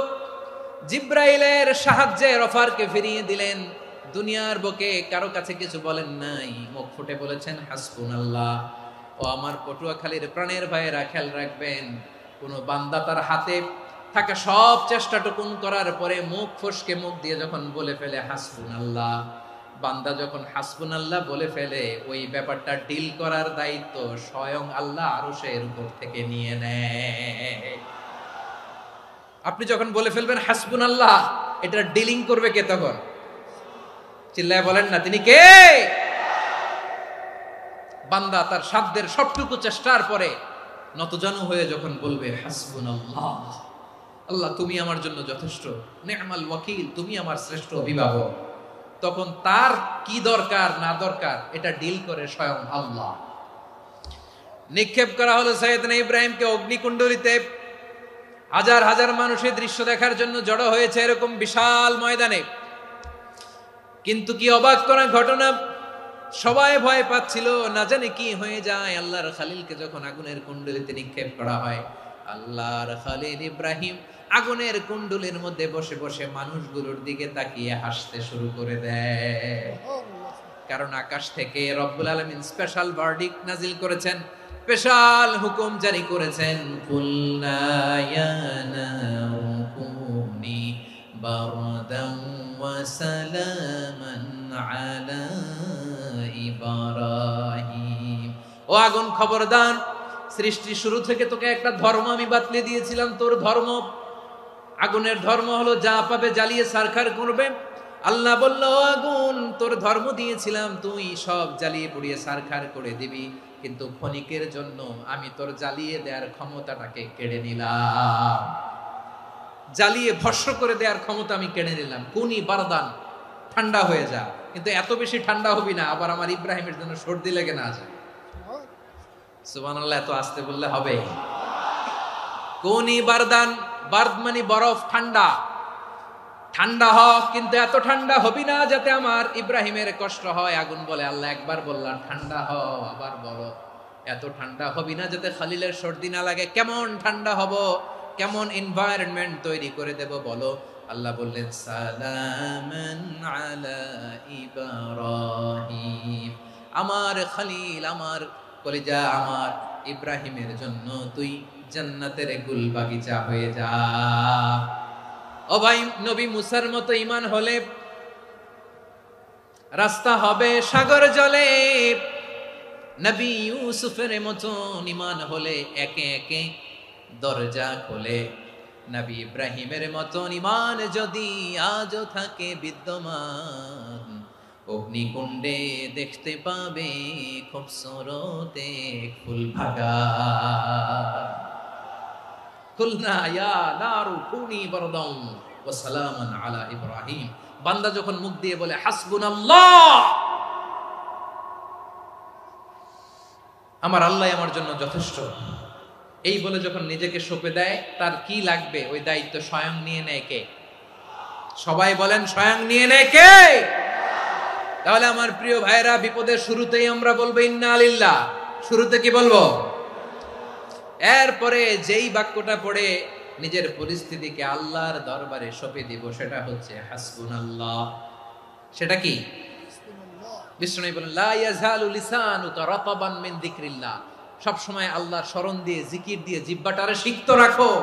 আর শয়তানু জাসিমুন আলা কলবি ইবনে আদম, শয়তান বনি আদমের কলবে খামচি মেরে বসে থাকে। ফাইদা যাকারাল্লাহ খালাসা, মানুষ যখন আল্লাহর স্মরণ করে জিকির করে, শয়তান দৌড়ে পালায়। ওয়াইদা গাফালা ওয়াসওয়াসা, যখনই বনি আদম গাফেল হয়, তখনই শয়তান তার হৃদয়ে ওয়াসওয়াসা দেয়। এজন্য বিপদে পড়লে ইন্না লিল্লাহ, নিজের সব টুকুন করার পরে, নিজের রোল প্লে করার পরে নিজেকে আমরা কি বলে সঁপে দিব? সবাই বলেন, সবাই বলতে হবে, আরো জোরে বলে, মনে থাকবে? বিপদে পড়লে প্রথমে ইন্না লিল্লাহ, এরপরে নিজেকে যখন সঁপে দিব তখন হাসবুনাল্লাহ। এরপরে কঠিন বিপদে যখন বিশ্বনবী পড়তেন তখন কি করতেন?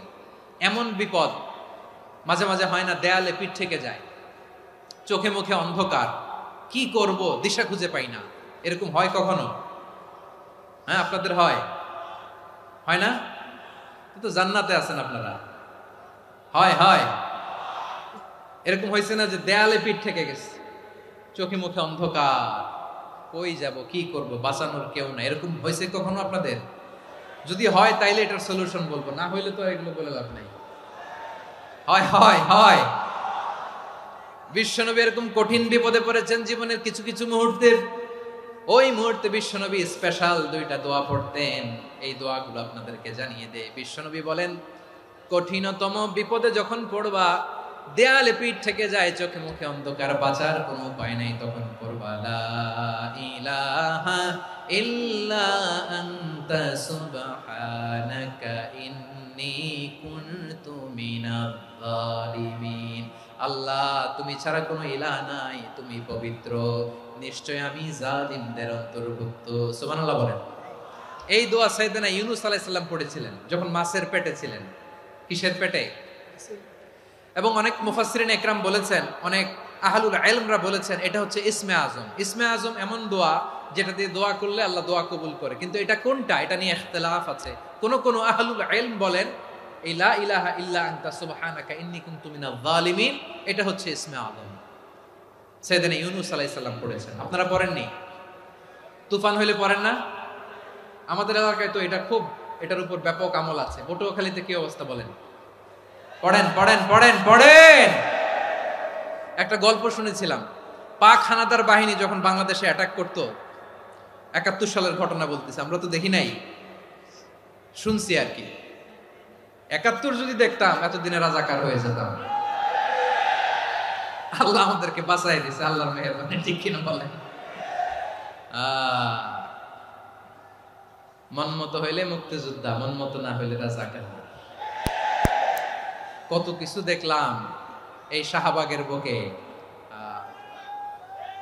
আল্লাহ, 71 সালে দেখি নাই, আমরা শুনেছি পাক হানাদার বাহিনী জিজ্ঞেস করত মুসলিম না অমুসলিম চেক করার জন্য, বলতো কালেমা বল, কালেমা বাতাও। তো যারা কালেমা বলতে পারতো পাকিস্তানি বাহিনী নাকি ওদেরকে ছেড়ে দিত, শুনেছি। তো একজনকে, এক বাঙালিরে পেয়ে তার মাথার মধ্যে বন্দুকের নল ধরে বলতেছে কালেমা বল সালে, কালেমা বাতা, কালেমা বল। তো ভয়ের চোটে এই দোয়া পড়া শুরু করছে। ও পড়তেছে লা ইলাহা ইল্লা আনতা সুবহানাকা ইন্নী কুনতু মিনাজ জালিমিন। পাকিস্তানি বলে সালে ইয়ে তো মুসিবত কা কালেমা है, বাঙালি কয় হাম তো ভি মুসিবত মে হ্যায়। পাকিস্তানি বলে বেটা কোন দোয়া বললি, এটা তো মুসিবতের কালেমা। কয় আমিও তো মুসিবতে আছি, আমার মাথার মধ্যে বন্দুক ধরে তুমি আমারে কালেমা জিজ্ঞেস করো, এখন কোনটা কালিমা আর কোনটা কি দোয়া, আমার হুশ আছে নাকি?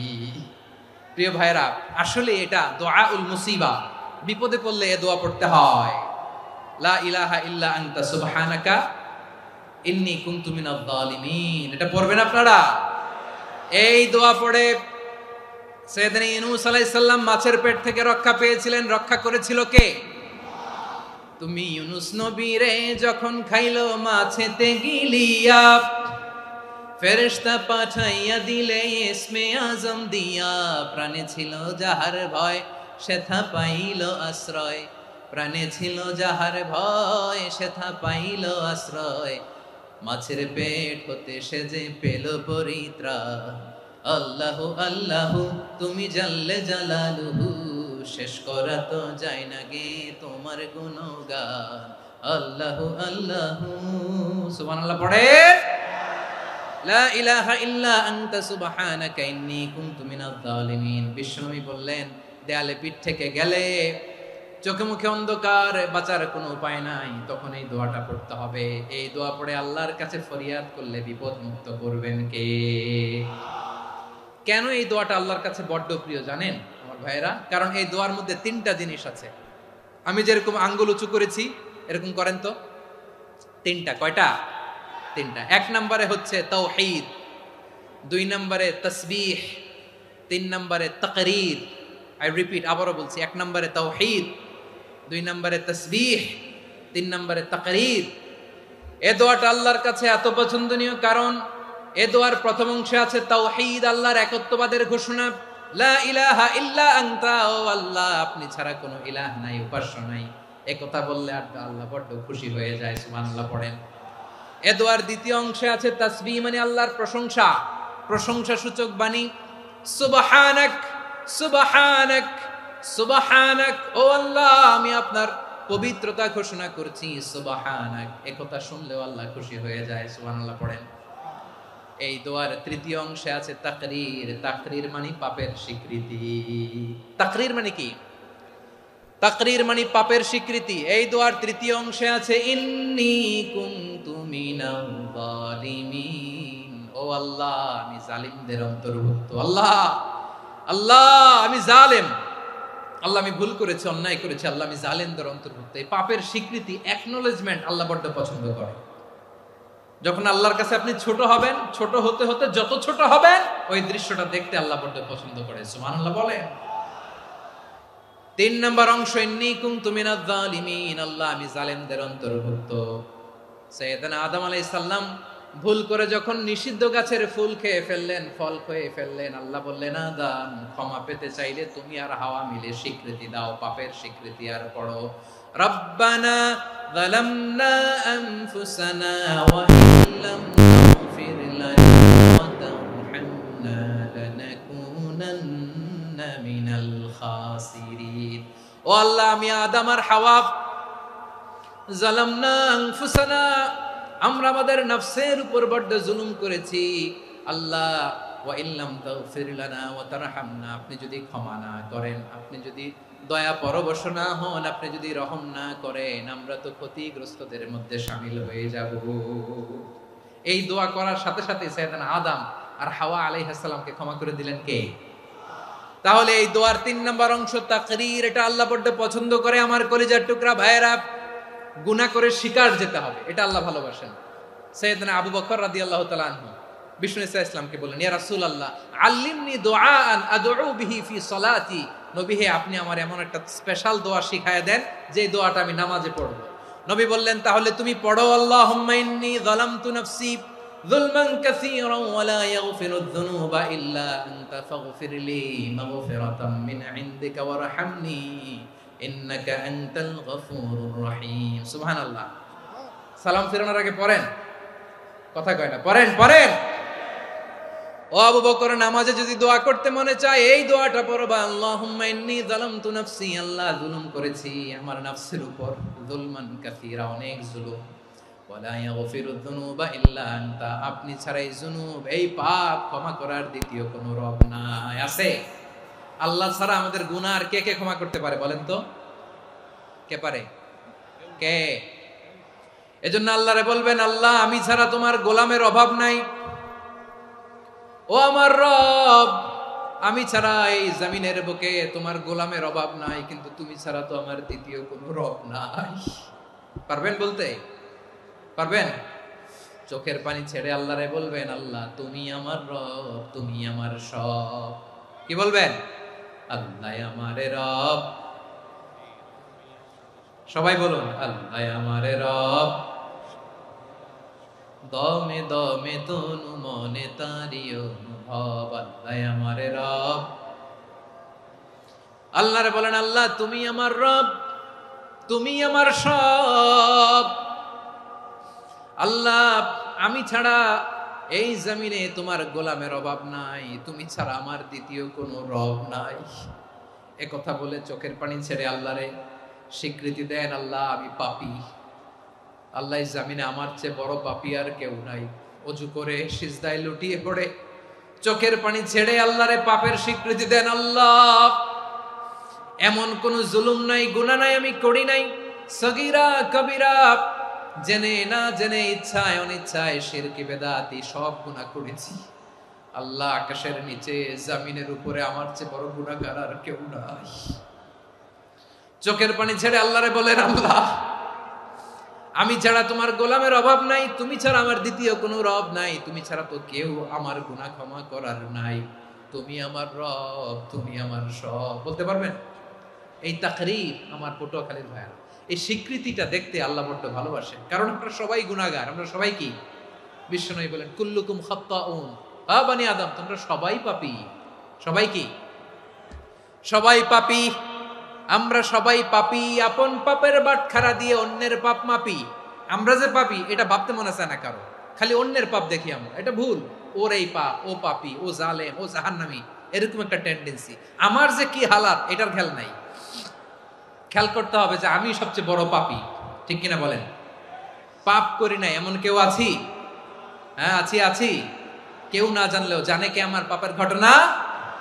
পৃথিবী না জানুক আমি তো জানি আমি কি পাপ করেছি। হায় ও আমার কলিজার টুকরা ভাইয়েরা, মাথাটাকে নিচু করে জীবনের সব গুনার ফিরিস্তিগুলো একটা একটা করে স্বীকার করে আল্লাহরে বলেন, আল্লাহ আমি পাপী, আল্লাহ আমার চেয়ে বড় পাপী এই দুনিয়াতে কেউ নাই, আকাশের নিচে জমিনের উপরে আমার চেয়ে বড় পাপী কেউ নাই। একটা একটা করে আল্লাহ স্বীকার করি আমি পাপী, সব পাপের স্বীকৃতি দিলাম। পৃথিবী না জানুক আমি তো জানি আমি কি পাপ করেছি। হায় আমার পাপের করলে বিচার, বাঁচার আমার নাই উপায়।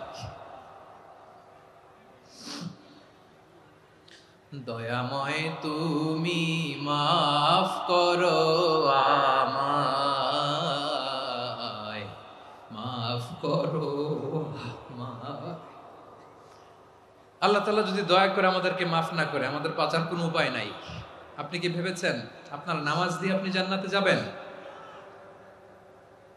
আপনি তাহাজ্জুদ গুজার, সেজদা দিতে দিতে কপালে দাগ ফেলেছেন, এটা আপনারা জান্নাতে নেবে না। আপনি এলাকার সবচেয়ে বড় হাতেম তাই দানশীল, এই দানের ভরসায় বসে আছেন, কশিন কালো না।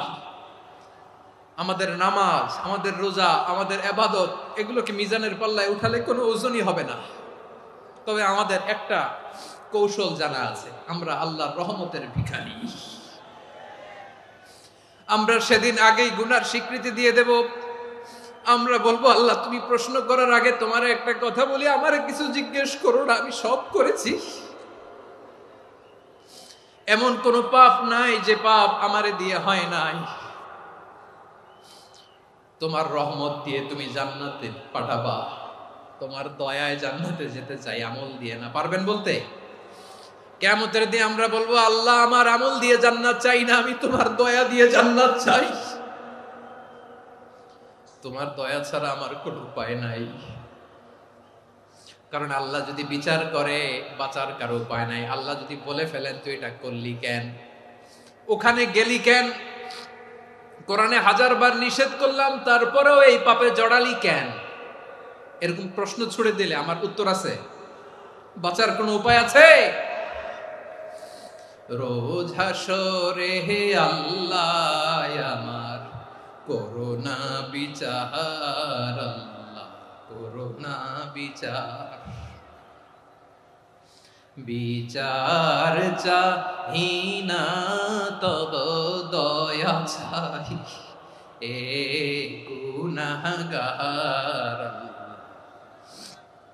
করোনা বিচার। আপনার আমল দিয়ে জান্নাতে যাবেন? কি দিয়ে যাবেন? আল্লাহর দয়া দিয়ে। আল্লাহর রহম আর দয়া ছাড়া কেউ জান্নাতের চেহারাও দেখতে পাবে না। আমার প্রিয় ভাইয়েরা, এই দোয়া আল্লাহর কাছে পছন্দনীয় হওয়ার কারণ তিনটা। দোয়ার প্রথম অংশে আছে তাওহীদ, আল্লাহর একত্ববাদের ঘোষণা। এই দোয়ার দ্বিতীয় অংশ আছে তাসবিহ, আল্লাহর প্রশংসা সূচক বাণী। এই দোয়ার 3 নাম্বার অংশ পাপের স্বীকৃতি।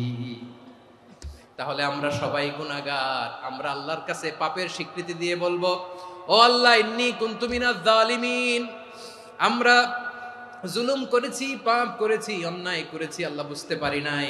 শয়তানের ওয়াসওয়াসায় পড়ে, বন্ধুর পাল্লায় পড়ে, নফসের খায়েশ মিটাতে যে আল্লাহ করে ফেলেছি। তুমি গুনাহ না মাফ না করলে আমাদের গুনাহ মাফ করার দ্বিতীয় কেউ নাই। ঠিক কিনা বলেন? এভাবে অনুতপ্ত হয়ে যদি আল্লাহর কাছে দোয়া করেন, দেয়ালে পিঠ থেকে গেছে, কোনো রাস্তা নাই বের হওয়ার, ওই মুহূর্তেও আপনাকে বিপদ থেকে উদ্ধার করবে কে? বিশ্বনবী চরম বিপদে পড়লে 2টা দোয়া পড়তেন। প্রথম হলো এটা, লা ইলাহা ইল্লা আনতা সুবহানাকা ইন্নী কুনতু মিনাল জালিমিন। এই দোয়াটা আমরা বেশি বেশি পড়ব প্রিয় ভাইরা। রাজি আছেন? সবাই আওয়াজ করে পড়ুন ইনশাআল্লাহ। আমার প্রিয় ভাইয়েরা, বিপদে পড়লে বিশ্বনবী আরো একটা দোয়া পড়তেন, লা ইলাহা ইল্লাল্লাহুল আযীমুল হালিম, লা ইলাহা ইল্লাল্লাহু রাব্বুল আরশিল আযীম, লা ইলাহা ইল্লাল্লাহু রাব্বুস সামাওয়াতি ওয়াল আরদি ওয়া রাব্বুল আরশিল কারীম। এই যে বললাম, রেকর্ড হয়ে গেছে। এখন তো আর ইনস্ট্যান্ট মুখস্থ না হলো, পরে মুখস্থ করে নেবেন। আল্লাহ ছাড়া কোনো উপাস্য নাই, তিনি সুমহান, মহা সহিষ্ণু। আল্লাহ ছাড়া কোনো উপাস্য নাই, তিনি সুমহান, আরশের অধিপতি। আল্লাহ ছাড়া কোনো উপাস্য নাই, তিনি আকাশের মালিক, জমিনের মালিক, তিনি সুবিশাল আরশের অধিপতি। সুবহানাল্লাহ পড়েন। এই দোয়াটা কেউ যদি পড়ে যদি এর ওসিলা করে দোয়া করে, তাকে বিপদ থেকে মুক্তি দেয় কে? মনে থাকবে আপনাদের? তাহলে বিপদের প্রথম ধাক্কায় কি যেন পড়তে হয়? ইন্না লিল্লাহ। তারপরে কি বলে আল্লাহর কাছে নিজেকে সঁপে দিতে হয়? দেয়ালে পিঠ থেকে গেলে লা ইলাহা ইল্লা আনতা সুবহানাকা ইন্নী কুনতু মিনাজ জালিমিন। 2 নাম্বার হচ্ছে লা ইলাহা ইল্লাল্লাহুল আযীমুল হালিম, লা ইলাহা ইল্লাল্লাহু রাব্বুল আরশিল আযীম, লা ইলাহা ইল্লাল্লাহু রাব্বুস সামাওয়াতি ওয়াল আরদি ওয়া রাব্বুল আরশিল কারীম। মনে থাকবে? ইনশাআল্লাহ বলেন সবাই, আওয়াজ করে সবাই ইনশাআল্লাহ।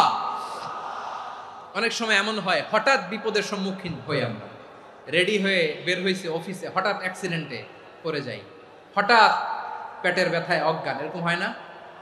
আপনাদের হয় না? বিষ্ণু ইসলাম বলেন, আকস্মিক দুর্ঘটনার বিপদ থেকে যদি কেউ বাঁচতে চায়, সকাল সন্ধ্যা যেন প্রত্যেকে এই দোয়াটা পড়ে, সকালে যদি 3 বার পড়ে সন্ধ্যা পর্যন্ত হঠাৎ হঠাৎ বিপদ থেকে সে রক্ষা পাবে। To be protected from sudden calamity, sudden disaster, sudden calamity, হঠাৎ বিপদ, হঠাৎ ভয়ঙ্কর কোন আকস্মিক বিপদ থেকে আল্লাহ বাঁচায় দিবে। সকালে পড়লে সন্ধ্যা পর্যন্ত প্রোটেক্টেড, সন্ধ্যাবেলায় যদি 3 বার পরে সকাল পর্যন্ত প্রোটেক্টেড। সুবহানাল্লাহ পড়েন। দোয়াটা কি? দোয়াটা হচ্ছে বিসমিল্লাহিল্লাযী লা ইয়াদুররু মা ইসমিহি শাইউন ফিল আরদি ওয়ালা ফিস সামাই ওয়া হুয়াস সামিউল আলিম। ছোট না? অনেক ছোট, মুখস্থ করবেন। বিসমিল্লাহিল্লাযী লা ইয়াদুররু মা ইসমিহি শাইউন ফিল আরদি ওয়ালা ফিস সামা।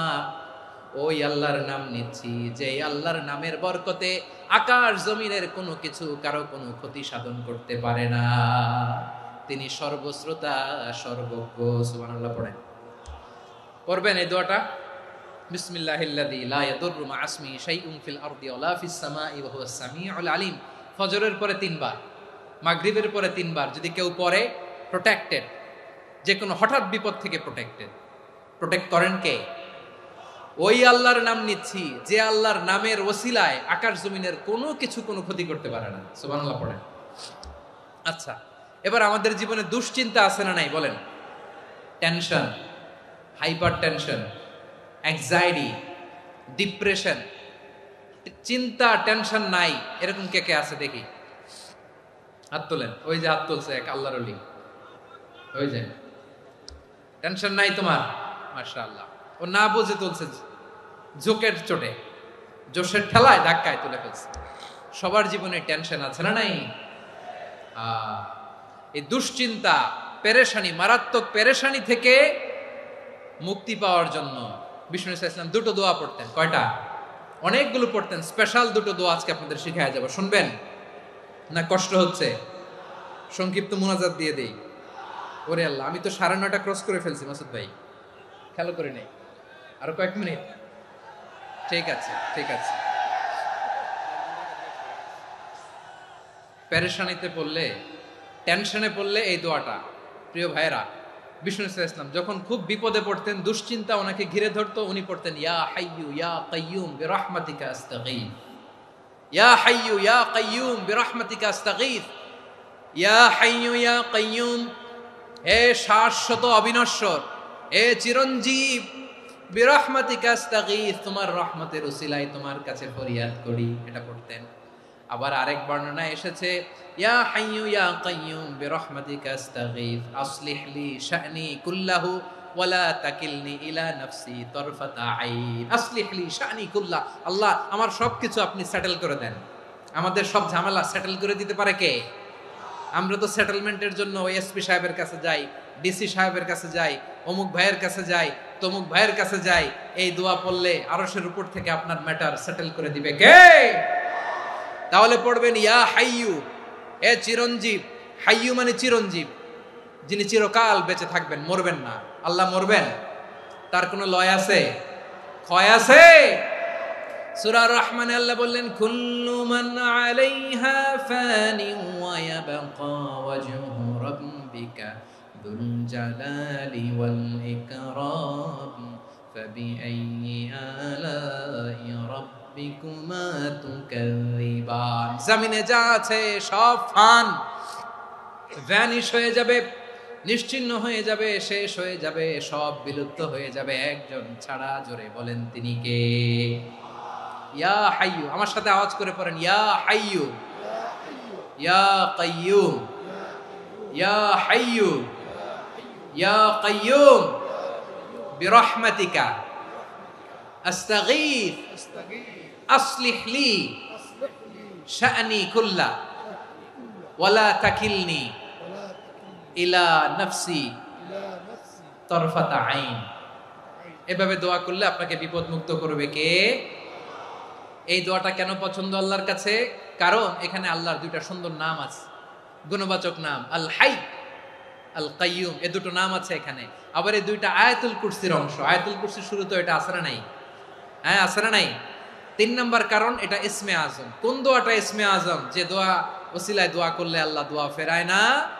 অনেকগুলো মত আছে, সবচেয়ে ভ্যালিড মত হচ্ছে এটা, ইয়া হাইয়ু ইয়া কাইয়ুম। এর ওসিলা দিয়ে দোয়া করলে দোয়া কবুল করে কে? 2 নম্বরে বিশ্বনবী মারাত্মক বিপদে পড়লে আরেকটা দোয়া পড়তেন, আল্লাহুম্মা ইন্নী আবদুক। আগে দোয়াটা পড়ি শুনেন।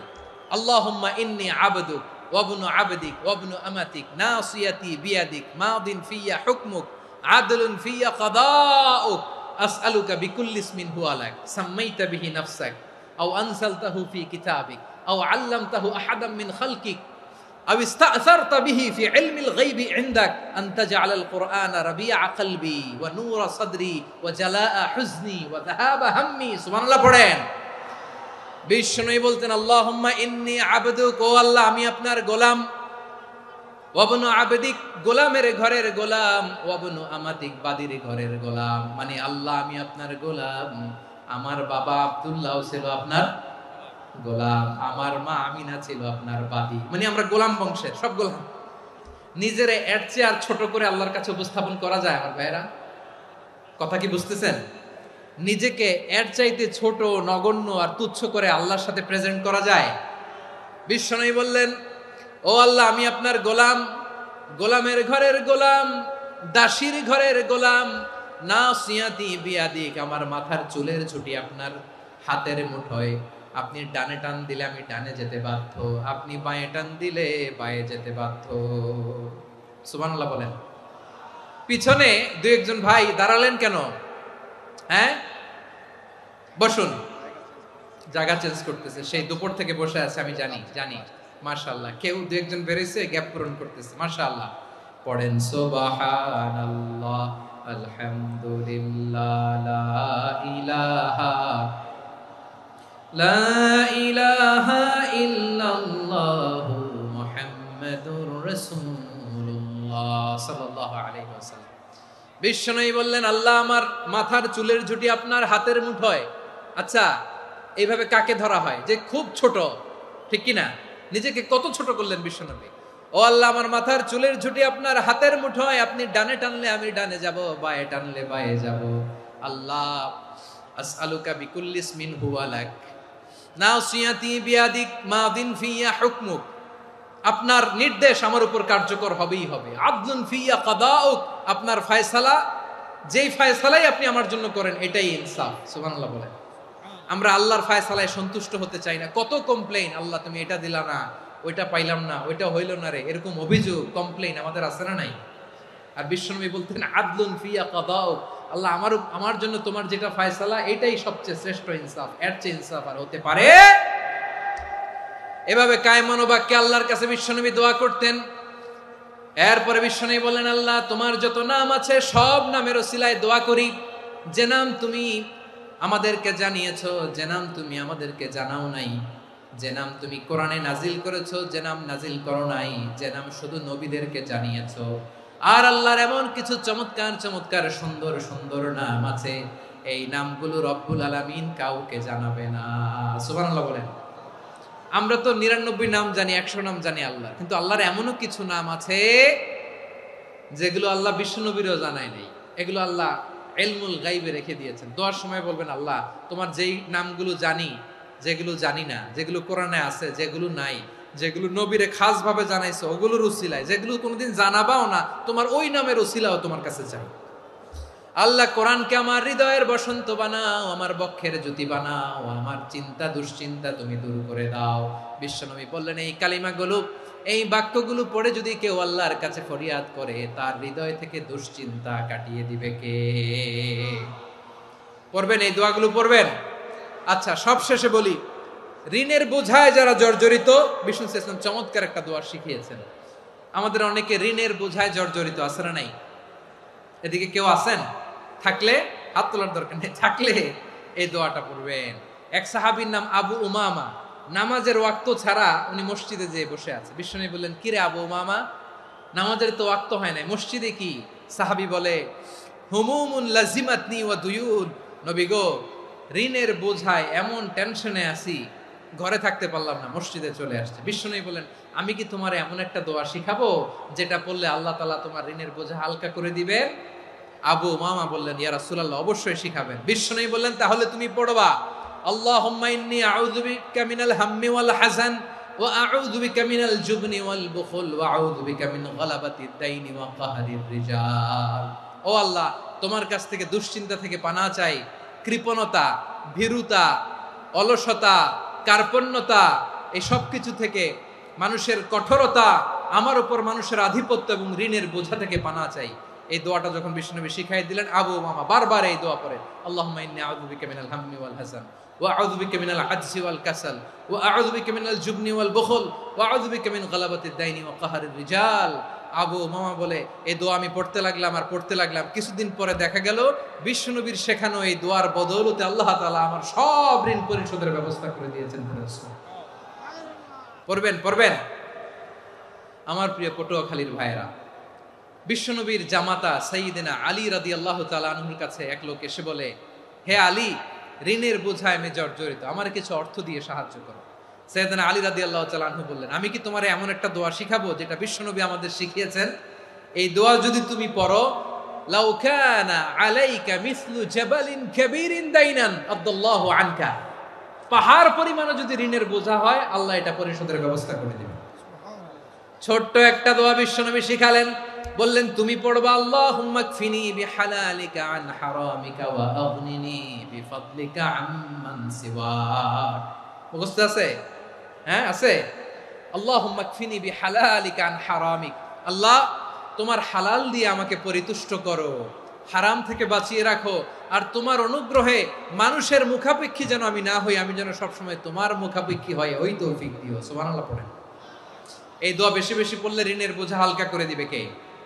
তাহলে প্রিয় ভাইয়েরা, বিপদে পড়লেই প্রথমে কি পড়বেন? পটুয়াখালী ভুইলা গেছে। বিপদে পড়লেই প্রথমে ইন্না লিল্লাহ কি বলে নিজেকে আল্লাহর কাছে সঁপে দিতে হয়? হাসবুনাল্লাহ। চরম বিপদে দেয়ালে পিঠ থেকে গেছে, তখন লা ইলাহা ইল্লা আনতা সুবহানাকা ইন্নী কুনতু মিনাজ জালিমিন। এরপরে লা ইলাহা ইল্লাল্লাহুল আযীমুল হালিম, এই দোয়া। আকস্মিক বিপদ, হঠাৎ যেন কোনো বিপদ আমাকে পেয়ে না বসে, এটার জন্য বিসমিল্লাহিল্লাযী লা ইয়াদুররু মা ইসমিহি শাইউন ফিল আরদি ওয়ালা ফিস সামাই ওয়া হুয়াস সামিউল আলিম। সকালে 3 বার, রাতে 3 বার। আর মারাত্মক tension, hyper tension, anxiety, depression থেকে বাঁচার জন্য 2 দোয়া, ইয়া হাইয়্যু ইয়া কাইয়্যুম, ইয়া হাইয়্যু ইয়া কাইয়্যুম, মনে থাকবে? আর আল্লাহুম্মা ইন্নী আবদুক, এই দোয়া। ঋণ থেকে বাঁচার জন্য 2 দোয়া, আল্লাহুম্মা ইন্নী আউযু বিকা মিনাল হাম্মি ওয়াল হাযান, এটা। আর আল্লাহুম্মা কফিনি বিহালালিকা আন হারামিকা ওয়া আগনিনি বিফাদলিকা আম্মান সিওয়াক। আর সব সময় পড়ার জন্য একটা আমল দিয়ে যাই, উঠতে বসতে, অফিসে যাচ্ছেন, অফিস থেকে ফিরতেছেন, বসে আছেন, শুয়ে আছেন, ছোট্ট এক শব্দে আমরা যেন বেশি বেশি পড়ি আস্তাগফিরুল্লাহ। আওয়াজ করে আমার সাথে পড়ুন, আস্তাগফিরুল্লাহ। আবার পড়ুন, আস্তাগফিরুল্লাহ। আল্লাহ রাসূল সাল্লাল্লাহু আলাইহি ওয়াসাল্লাম বলেন, মান লাজিমাল ইস্তিগফার, যে সব সময় এরকম ইস্তিগফারের সাথে লেগে থাকে, জাআলাল্লাহু লাহু মিন কুল্লি যিকিন মাখরাজা, আল্লাহ তাআলা তাকে কোনো বিপদে আটকান না, সে জীবনে আটকাবে না, যে কোনো বিপদে আল্লাহ তার রাস্তা বের করে দিবেন। Way out, you will get a way out and solution. সুবহানাল্লাহ। ওয়া মিন কুল্লি হাম্মিন ফারাজা, দুশ্চিন্তা মুক্ত হবে। ওয়ায়ারযুকহু মিন হাইসু লা ইয়াহতাসিব, এমন জায়গা থেকে আল্লাহ রিজিকের বন্দোবস্ত করবে যেটা সে কল্পনাও করে নাই। আওয়াজ করে পড়েন সুবহানাল্লাহ। তাহলে মনে থাকবে আস্তাগফিরুল্লাহর কথা। সব শেষ কথা বলবো, সব শেষ। আমার প্রিয় ভাইয়েরা, এটা গেল নিজের বিপদ। কিসের বিপদ? নিজে যদি বিপদে পড়েন। অন্যের বিপদ যদি দেখেন, এটার জন্য একটা দোয়া আছে। অনেক সময় আমরা দেখি হাসপাতালে ক্যান্সারের 3rd স্টেজে চলে গেছে, লোকটা হ্যাংলা হয়ে, চিকন হয়ে, হায়রে কি কষ্ট পায়, দেখি না? বিষ্ণু বলে, একটা দোয়া যদি কেউ অন্যের কোনো বিপদ দেখে পড়ে, ওই বিপদ তার জীবনে কখনো আসবে না। শুনবেন? শোনার আগ্রহ আছে? অনেক সময় হয় যে আমরা মহাসড়ক দিয়ে যখন চড়ি, দুর্ঘটনায়, আইরে আল্লাহ, দুর্ঘটনায় মানুষের মাথা একদিকে, দেহ আরেকদিকে, ব্লিডিং, এরকম হয় না? আল্লাহ তুমি হেফাজত করো। বিশ্বনবী বলেন, এই দুর্ঘটনা দেখে কেউ যদি এই দোয়াটা পড়ে, তার জীবনে সে কোনোদিন এরকম অ্যাক্সিডেন্টের সম্মুখীন হবে না। শুনবেন? বিশ্বনবী বলেন, অন্যের বিপদ দেখে কেউ যদি পড়ে, আলহামদুলিল্লাহিল্লাযী আফানি মিম্মা বতালাকা বিহি ওয়া ফাদ্দালানি আলা কাসীরিন মিম্মান খালাকা তাফদীলা, মানে প্রশংসা সে আল্লাহর যে আল্লাহ তাআলা তোমাকে যেই জিনিস দিয়ে পরীক্ষা করেছে আমাকে ওইটা থেকে বাঁচিয়ে দিয়েছে। তোমাকে আল্লাহ যেই বিপদে ফেলেছে আমাকে ওই বিপদ থেকে তিনি মুক্ত রেখেছে, আর তার অনেক সৃষ্টির উপর আমাকে তিনি প্রাধান্য দিয়েছে। সুবহানাল্লাহ পড়েন। যে কোনো বিপদ, কারো ক্যান্সার দেখে যদি এই দোয়াটা আপনি বিশ্বাসের সাথে পড়েন, জীবনে কোনোদিন ক্যান্সার রোগে আক্রান্ত হবেন না। দুর্ঘটনা দেখে যদি পড়েন, ওই দুর্ঘটনা আপনাকে স্পর্শ করবে না। যে কোনো কারো বিপদ দেখে যদি কোনো বিশ্বাসী বান্দা এই দোয়া পড়ে, বিশ্বনবী বলেন লাম ইউসিবহু যালিকাল বালা, ওই বিপদ তাকে আর ধরবে না। উফিয়া মিনহু মিন যালিকাল বালা কাইনাম মা কান, সে যতদিন হায়াত পাবে কোনোদিন ওই বিপদ তাকে স্পর্শ করবে না। এই দোয়াটা পড়তে রাজি আছেন আমার প্রিয় ভাইরা? তাহলে পুরো আলোচনার সেন্ট্রাল থিম হচ্ছে আমাদের জীবনে বিপদ আসবে, কষ্ট আসবে, দুঃখ আসবে, কিন্তু বিপদে আপদে আমরা হাল ছেড়ে দিব না, হতাশ হব না। মুমিন হতাশ হয় না, নিরাশ হয় না, হাল ছেড়ে দেয় না। মুমিন ভরসা রাখে একজনের উপর। আওয়াজ করে বলুন, যিনি কে? বিপদে পড়লে আমাদেরকে উদ্ধার করে কে? আবার আমাদেরকে যদি কোনো নেয়ামত আল্লাহ দিতে চান, ওইটা কেড়ে নেওয়ার ক্ষমতা কারো আছে? তাহলে আমরা কানেক্টিভিটি বাড়াবো কার সাথে? আমাদের প্রার্থনার ফরিয়াদের হাত তুলবো কার কাছে? রাজি আছেন পটুয়াখালীর ভাইয়েরা? মনে থাকবে কথাগুলো? আল্লাহ তাআলা আমাদের সবাইকে কথাগুলো বোঝার ও আমল করার তৌফিক দান করুন।